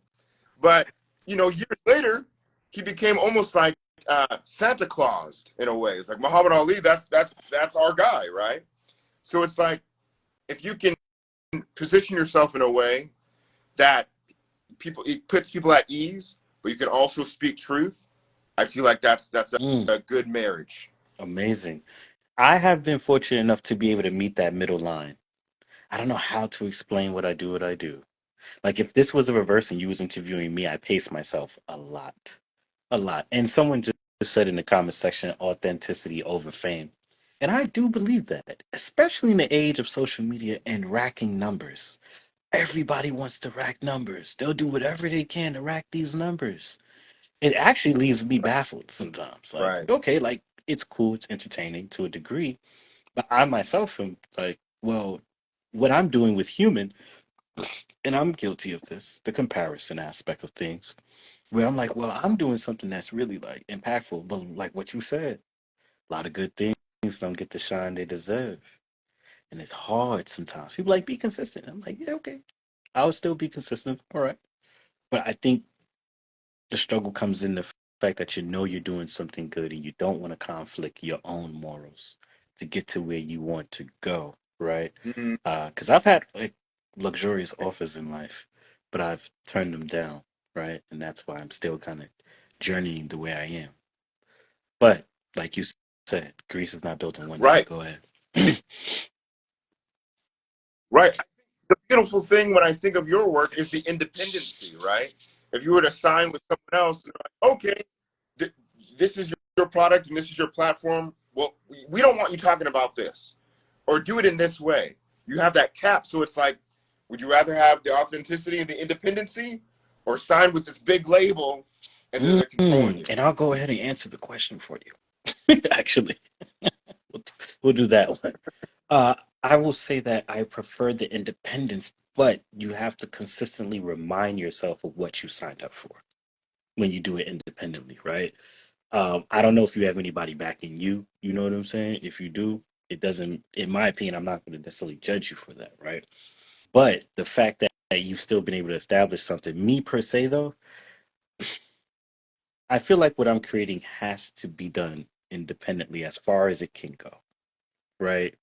Because there's no cap to your story. Your story is being told authentically. I'm not capping you. I'm not like, hey, don't say that. Actually, I don't cap anyone. I'm like, hey, say what you need to say. I may not always agree with it. All right. But that's not what I'm here for. I'm here so you can tell the world your story, your perspective, and other people from around the globe can see who you are and what is it that you're doing, right? So I think that yeah, man, it's like what would be your answer to the question? Would you rather to be backed or would you? you rather to stay independent if you are independent as of now? I actually don't have no clue if you are or if you aren't. Yeah, right now I'm independent. It would depend on the terms of the agreement. It would depend. Appreciate it. It would depend on the terms of the agreement. It would depend on what the product would look like if I'm teaming up with someone or if they're a major benefactor, and it would depend on at that particular point in time Mm, what product I'm trying to make. Like, what am I? You know, my campaigns are always changing. You know, this last summer we were doing Every Kid Eats. Now I'm getting ready to go to West Africa. The benefactors that contributed to Every Kid Eats will be the different ones that are working for me going to Africa and going to orphanages and this sort of thing. Um, mm. yeah, just So depends. someone in the comment section said given or earned, and I think that's in regards to um, you know, the I think it's in regards to the ability or the opportunity and I guess the way it's presented, like somebody like just giving you, I guess, something rather than earning an opportunity to collaborate with a backer or something of that nature. Would you Oh, I want to make sure I structure this the right way. Given is like a maybe like a handout which comes I feel like with the back end, repercussion. So given is like, hey, I can give you this money, man, and start backing you, but you have no idea about their intentions. Earned is like, oh, I've been seeing what you've been doing. You've been working really hard. We would love to work with you because we're inspired by you and what you're doing. Like I'm inspired by you, right? And what you're doing. So which way would you rather, I guess have a contractual agreement with somebody to help you get to a higher status or place where you would like to be? right. Since I started this peace journey, it's never been the Mm, given part. It's always been the earned part. Um, I've never had someone give me a large sum of money and be, we don't know you. Here, take the money. That being said, if someone did do that, I would still take the money and I would utilize that to help others, right? To expand the mission of peace and humanitarian work. Um, I'm American. You got to get in where you fit in sometimes. You got to take your opportunities where you get them and then hit the ground running as fast mm. and as hard as you can, right? Uh, I guess that'd be my answer to it. If someone, yeah, if I had like an anonymous donor donate to me, um, not knowing the work that I did, I would say this though. I'd have to do research on them, figure out what they're about. Like, what are y'all doing that you're giving me Who are $20,000? Like, you? you know, yeah, yeah, exactly, um, exactly. Trust me, I've been through a scenario where I was being given things to a degree, small, small, very small, and without me getting too deep into the story, let's just say I was presented with an ultimatum, and it didn't sound too tasteful. It was like, it's either you do what we say or you leave, and I was like, well, I think I'll be on my way. So when it comes to regards of dealing with certain scenarios of things being given or earned, I prefer it being earned, but I also understand how things can be given and still be in a positive light. Through wages, people just really being Mhm. inspired by what you do. Like I had a best friend. Well, excuse me, we are still best friends actually. Where he told me, "Hey, if I had $10,000 right now, I would just give it to you." Because literally, like the way your mind works, how you're able to execute on certain things, and what you've been able to build from where you've been is just phenomenal. And I was like, interesting. Moving forward, what was it like to host the Emmy Awards? I was just Oh, curious about that. yeah, yeah. Northwest Emmys. I was so because of the work that I do, it's been the grace of God, man. I've gotten really close to a lot of the local newscasters. Chris Cashman being one, amazing guy, amazing guy. Saint Brian, Michael Driver, these individuals, and it just turned out that some of the people from King 5 News locally here in Tacoma were going to be hosting the Northwest Emmys, and they were in charge of creating the Hmm. the the whole show essentially. So the host, Chris Cashman, he reached out to me and asked me if I would help host with him. And I said immediately, I was like, yes, even though I've never done any hosting like on that magnitude before. And he didn't give me a script, anything like that. He just told me to be at the studio, Fremont Studio in Seattle at a certain time. And I showed up 5 hours before the time because I wanted to make sure I was there early. And again, no script till almost maybe 3 hours before they give us the script. And we did a quick run through, and then the show started, and I was on stage, talking to it was a bunch of people in the crowd. It was televised, of course, and I got to, list off some of the nominees and tell the network about what I do and my piecework and introduce myself. And it was an amazing experience. I messed up once with announcing something. I don't know. I don't remember what it was. But besides that, it went great. And I got to meet a lot of cool people that are involved in television. And it was a great experience. And doing that and then getting off stage and then going home, driving home, it was very surreal. And I was kind of like taken back by the whole thing. Just really blessed, man. Interesting. Yeah, I haven't had the opportunity to host on that level just yet, but I do see in the future, that being a possibility for me because of my interview style. A lot of people like the way that I interview is like it's very standalone-ish. It's like very different from the way most people go about doing things. I don't want to give myself too much credit here. Um, moving forward.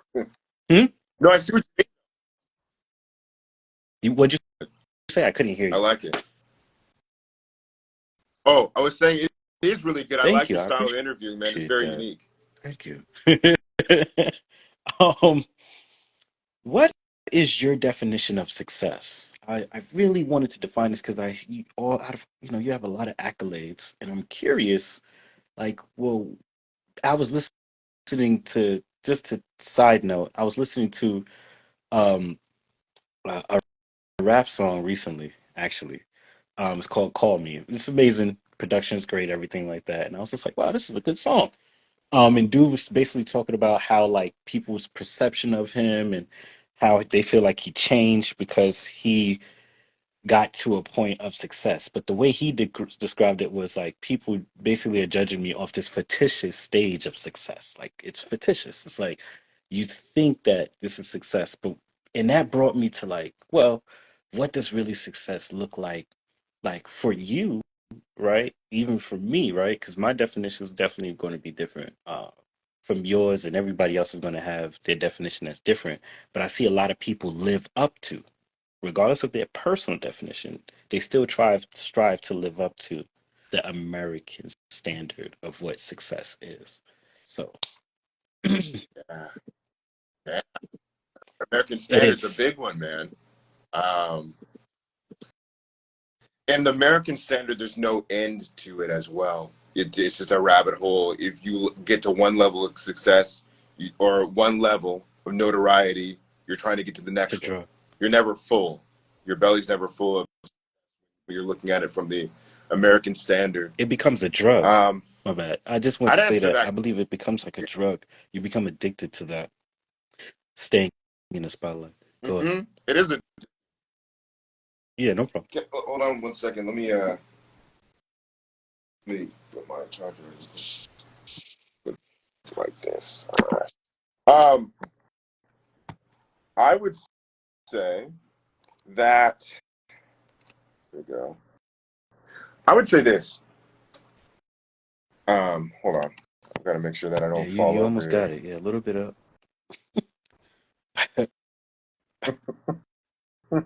Um,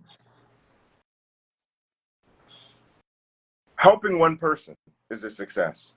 Uh, I felt that I was successful after my first humanitarian effort. My first humanitarian effort was a sock drive. No one knew about me, so I was only able to get a few $100s to spend for the campaign. And I went to Costco and got the, nice Hmm. Kirkland thick socks, right? And went around Tacoma area giving out socks, right? That was what I did, right? And then a year later, I'm at one of the shelters, and I'm talking to a gentleman at the smoke deck where people kind of hang out. and giving out food. And a gentleman comes out the shelter and he's dirty, head to toe, just dirt, like he had been rolling in mud. And he comes over to sit near us, and his clothes are small on him. They're like hand-me-down clothes. And when he sits down, his pant legs rise up, and he has the whitest socks, right? They're so white. They're so white, in fact, I stopped talking to this other dude completely. And I turned to the other guy, and I was like, hey, man, you got some nice socks. And he's like, yeah, a year ago you came with that van, and you gave them to me. And he's like, yeah, these are the best socks I ever had. And I was like, oh my God, right? To be the impact of that moment, to know that something so small was so impactful. That's Mm, success. That's success. That was a success, right? I had forgot about the man. I had even forgotten giving socks to that specific shelter, right? And he remembered me, he remembered the socks, and he kept his socks clean. Kept his socks clean. And I feel that if I would have stopped at that point doing the work that I was doing and never done anything else in regards to humanitarian work and peace, it would have been mm, a success. So every time I do work like that, it's almost like it's a finisher, but we keep on going, you know? It's like, oh, I did it. Okay, cool. And then with any campaign, and then typically what happens, well, who knows what will happen in the future again, but typically I'll do something, and then God's like, you need to do this other thing. All right, you should do this. And then I'm like, oh, okay, I guess we're doing this again. And mm. or doing this or that. So Success. Success for me is when people are glad that what I have created here exists just for the sake of it existing and its importance and what it means to um to sustain a platform of its kind, right? Um, I'm not gonna, like I said, toot my horn too heavy, but I do understand that it's a standalone, right? Meaning that every other platform has thought leaders or somebody who has accomplished something great, who has all these numbers, and it's just a lot of people just being recycled. You might see this person on this talk show, you might see this person again on this talk show, and you're like, hold on, man. Like I done seen the one guy like 50 times now. Like, okay, I get it. You you're really smart. I got it. You have a lot of great things to say, but so does Sam, Kaylee, and uh and mm-hmm. Mark, right? Like they they all have things to say too. And so just to have that, Right. like I tell people, I can't exist without you. The platform cannot exist without you. It's impossible. I can't sit here and interview myself. Okay. And I'm not a person to turn on the camera and just talk into the camera. That's not me necessarily.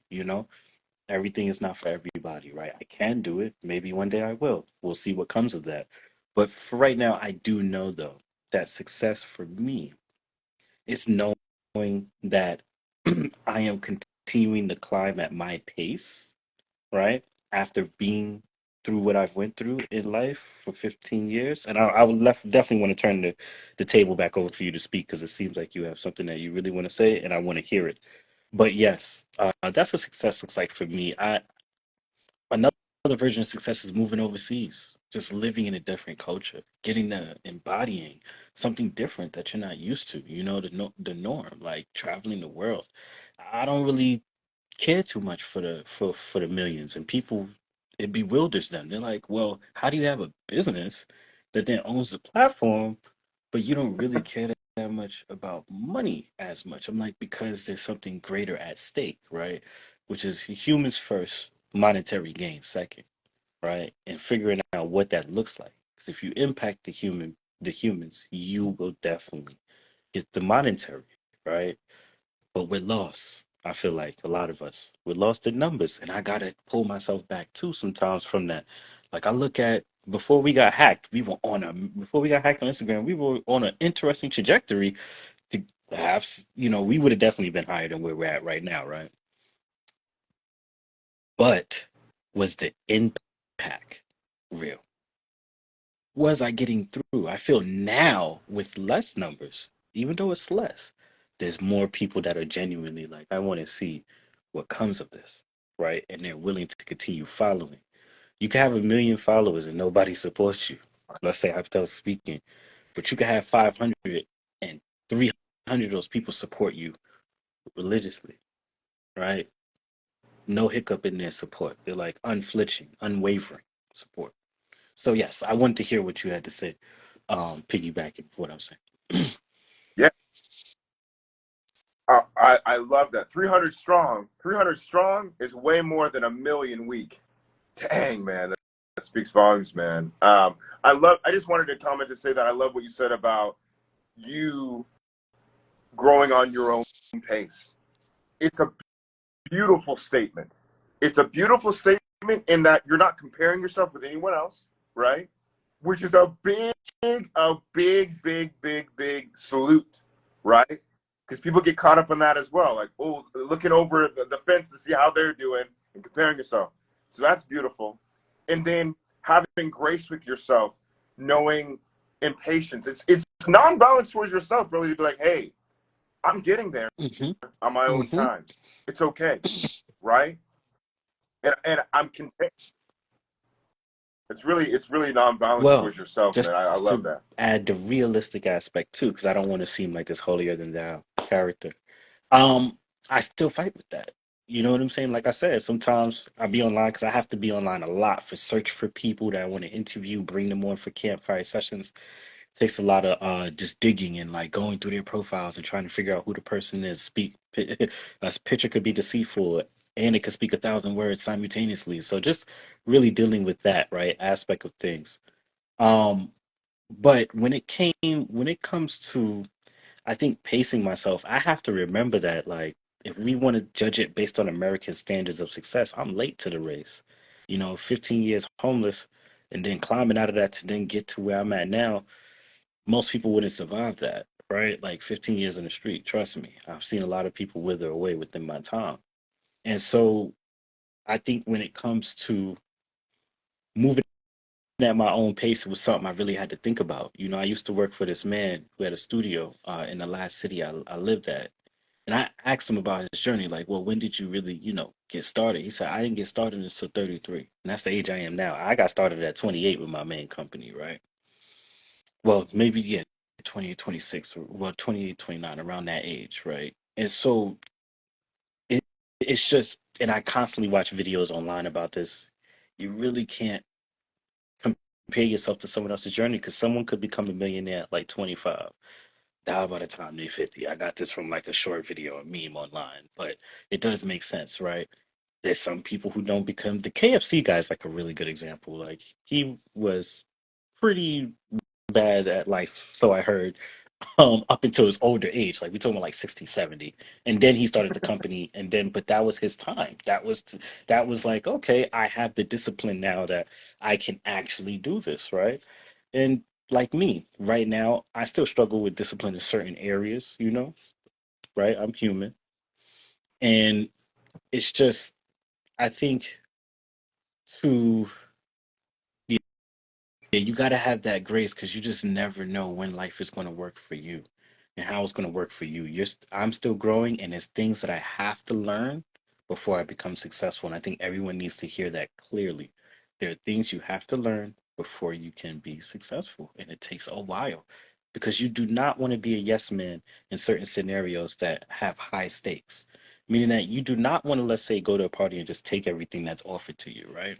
Just because it's there. So learning how to reject those things, learning how to navigate certain things is important. And to be honest with you, who knows, I may not get to where I'm going until like I'm like 40, or maybe I'll get there sooner, right? But I do understand that it takes a while to develop yourself. And I think having that grace and understanding with yourself is very important. Do I have all the answers? No, I don't. And do I still struggle with like comparison and that deep feeling of like, man, this may not be going anywhere. What's the point of this? Yeah, I do, 100%. And I openly talk about it in my personal life with people, and not so much during my interviews. I think you're one of the first interviews that I kind of opened up about that, uh, more than just two or three sentences, right? So, but once again, this is your interview, not mine. Yeah, I think we're we're kindred spirits in that. We're both entrepreneurs. We're both working with Hmm. something that we're very passionate about, and we're both working with a product that needs to be seen, needs to be heard, and is monumental as far Hmm. as human progress is concerned. Yes, sir. Also, you're 33. I'm Interesting. 33 too, and I started Peace Bus when I Interesting. was 29. Yeah, I started the Ghost Project, not Human. Human was Yeah. started 2019-ish, I believe. But the Ghost Project was around before that. That's the parent company. So the Ghost Project believes that an idea could change the fate of tomorrow for a better day. And the way that we're changing the world within ideas, the way through Human. Human is a multimedia platform where we encourage people to find truth in another person's perspective, bringing people together one culture at a time, forming a global community, right? So I know it's like I have the spill kind of like down packed to a science. I wanted to, the Ghost Project is a private innovations company where we create ideas. And so I wanted to also be the face for people who look like me and also who don't, to be the face of something that was like, wow, he builds ideas. Like, and these ideas have come to fruition for real. They're not like just things he thinks of. He actually executes on them. And what does it look like, right? To bring an idea into fruition and protect it in the world, right? So I think it's really interesting because I heard so many complaints of people having these amazing ideas and then they get stolen because they didn't protect it, right? So I do trademarking. I've done trademarking already, right?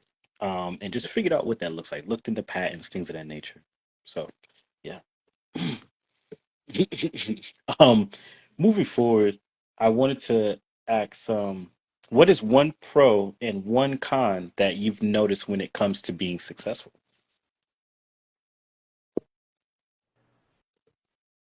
Um, the pro is legacy.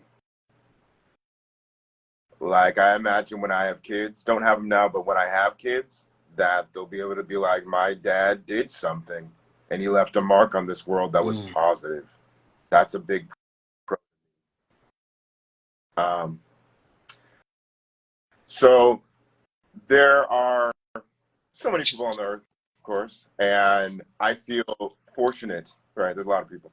I feel fortunate to be one of the people that is working towards adding to mm, human progress.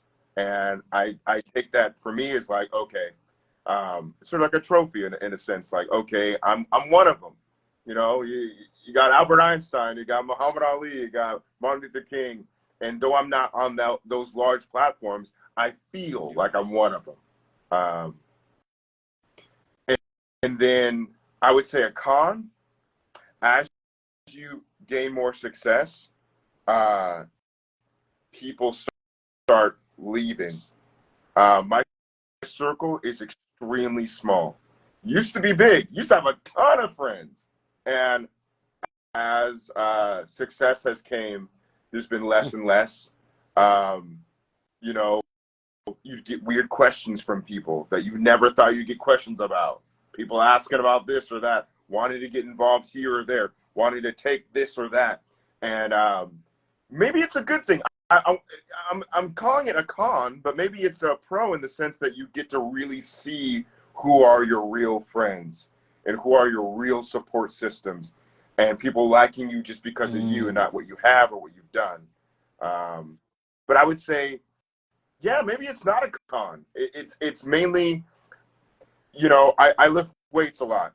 So I make sometimes I make a comparisons with lifting weights, but it's basically exercising the muscle of discernment. You get a lot of mm. that with success. I like the way you put that.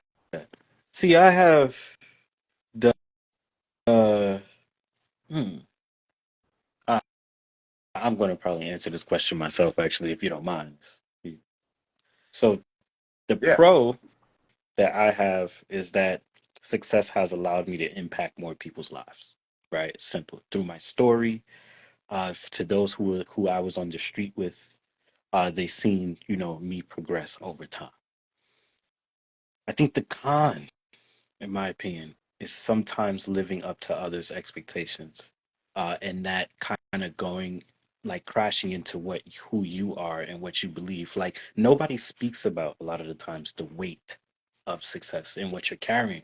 and what that looks like, right? Like human, it's almost like carrying the world on your back. You're dealing with so many people around the world and trying to impact the world, right? That's what I'm doing. I'm bringing people on from other places around the globe, and people are like astonished, like how is he doing this? And I'm just, basically using the internet in, I guess, one of the most intelligent ways possible, right? That I think is one of the most intelligent ways possible. But when it also came to the circle becoming smaller, I feel I have a two-sided view on that actually. So I think one side of that is that the circle does get smaller and it is beneficial. But on the other side, sometimes I think the loss of people can be a bit painful, especially when you want to, you envision those people being with you throughout your entire life, especially because, there's some people, without me getting too deep, that I feel like, I'm holding on to, I'm hanging on to, you know, um, because I enjoy the conversation, but then you have to ask yourself, is this person going to help you like advance for real? Are they really in your corner? And I've been through a lot with people and having, navigating distrustful situations to where it kind of pained me to have to let go of certain scenarios and situations. But you're right, that exercising of discernment when that happens is paramount. I don't think there's any way to kind of like fully describe that, but that muscle is definitely flexed in a lot of situations. Another con sometimes I think though is that, and this is personal, this is me.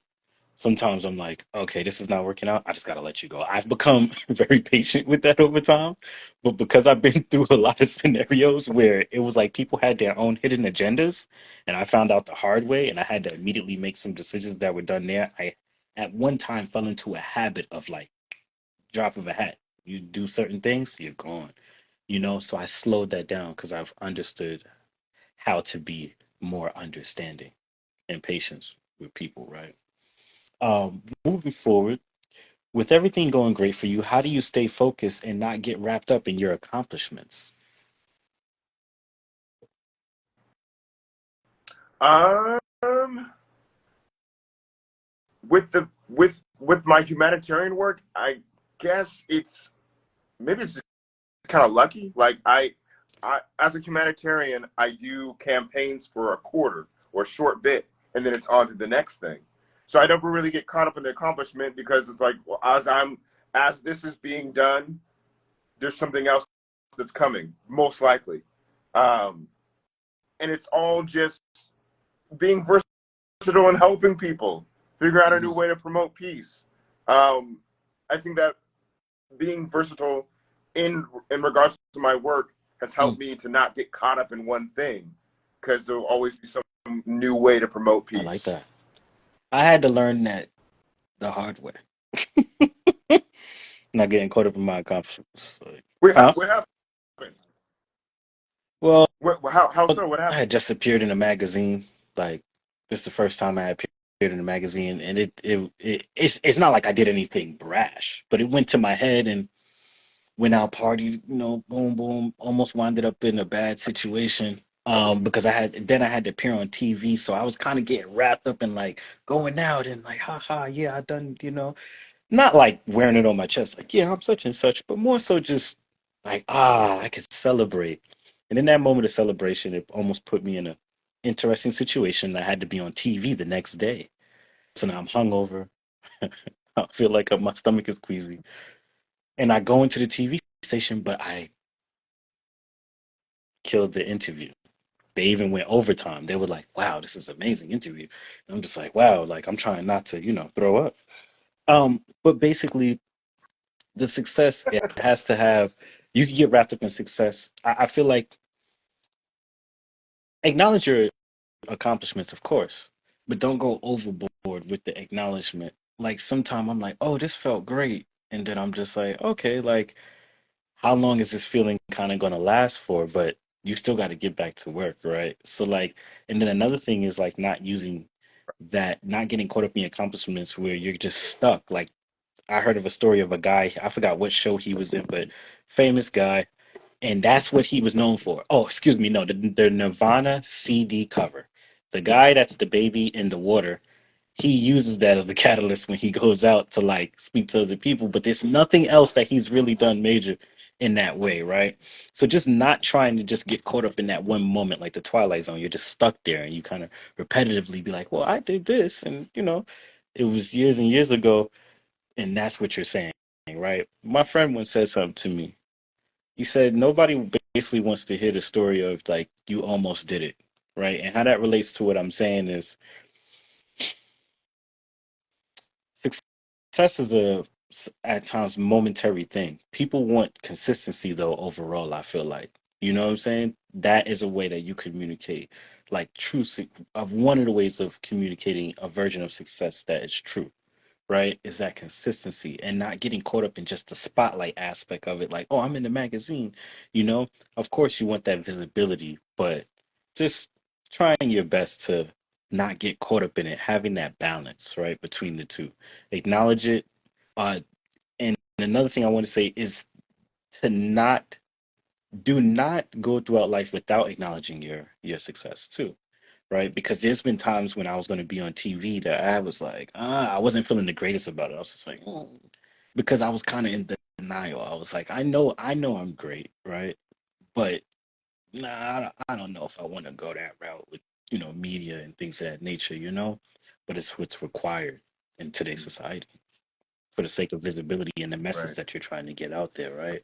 So, and then when you Right. go off TV, then you come off and you're kind of getting all that recognition and everybody's kind of flooding you with that. It's like not getting trapped in that neither. Like moving past that too. Like, okay, thank you for the recognition, much appreciated. But I still have a mission that I have to complete, right? So, despite the world's Yes. way of continuously putting tragedies and negative images into the media, how can we focus on practicing love, peace, and harmony? Oh yeah. That's a big question. Yes. Um, yeah, pretty big, man. Um, I think we need to take a step back, look at things from a micro level, right? I think when was the last time I need to do this again? I haven't. It's been a couple of months, but the last time you went through your phone and called people who have contributed to your life in a positive way and let them know that you appreciate them. Something small like that can transcend waves of peace, right? To have someone you haven't talked to in a long time tell you that they care about you, that's a week changer, right? Um, and to think that I think people get held up when it comes to promoting peace and these sort of ideals as the world's so bad. What if I do something small? Is it going to make an impact? The answer is yes, right? We create the atmosphere for change. And then those who are in high positions, the leaders and politicians and all them, they follow our lead. And if we create a culture that's more nurturing, more loving, caring, understanding, that understanding is the most important part, that they're going to follow our lead. And hopefully through that way, we can create more peace in our society.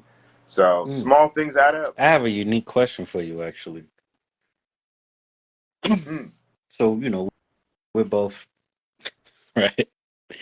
And so I noticed that lot of we tend to come up with these projects. Like you have the Peace Bus, I have Human, and I'm not saying no one else from a different ethnicity does not do this. I'm not going to sit here and say that. That's disrespectful, right? right, But I right. find it common that we have these like projects that encompass the world. Like, oh, we want to help the world when we've been the most disenfranchised, uh, you know, um, disrespected group. And I wondered, in your opinion, why is that? Why, despite of what we go through, why is it that we continue to stand by the world's side and help the world when they, at times the world hasn't really been respectful and helpful to us in a way, right?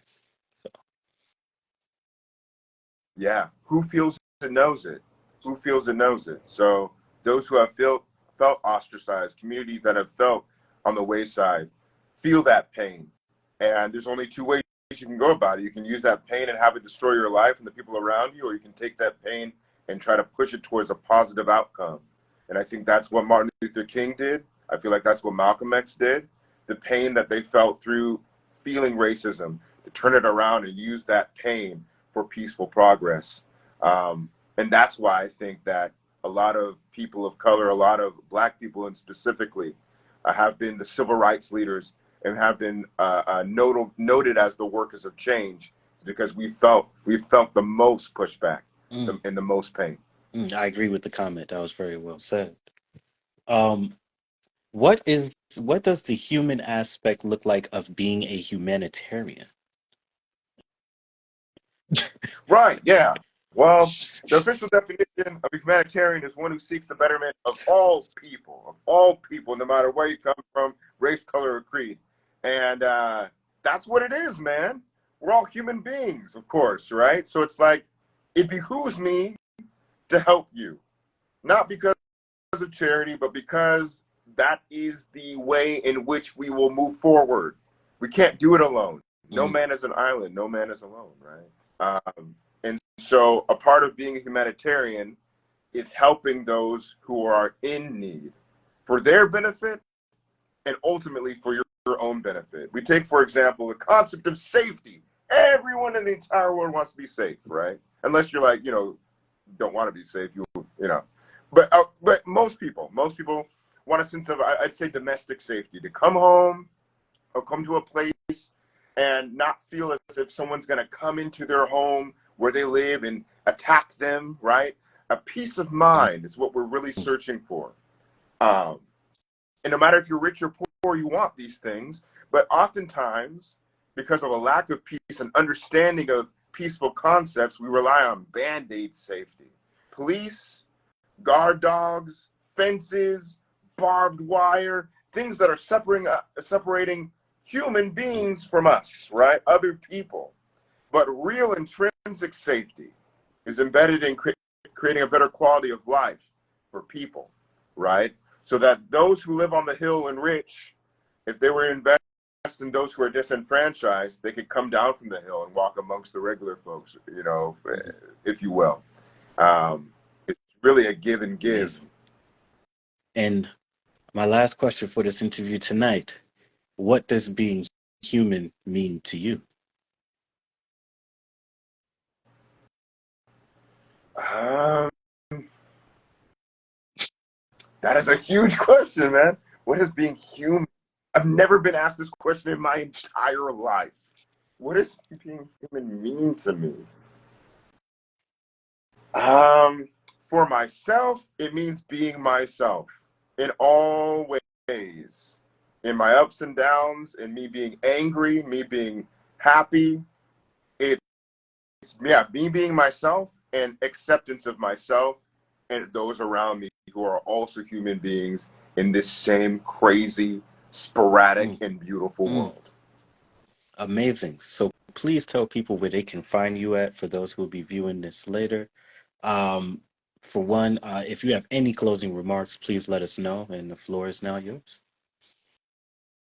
Yes, closing remarks, I'd say that two things. Never in the history of humankind has one person been upset at another for listening to them. Listening is the cornerstone of peace.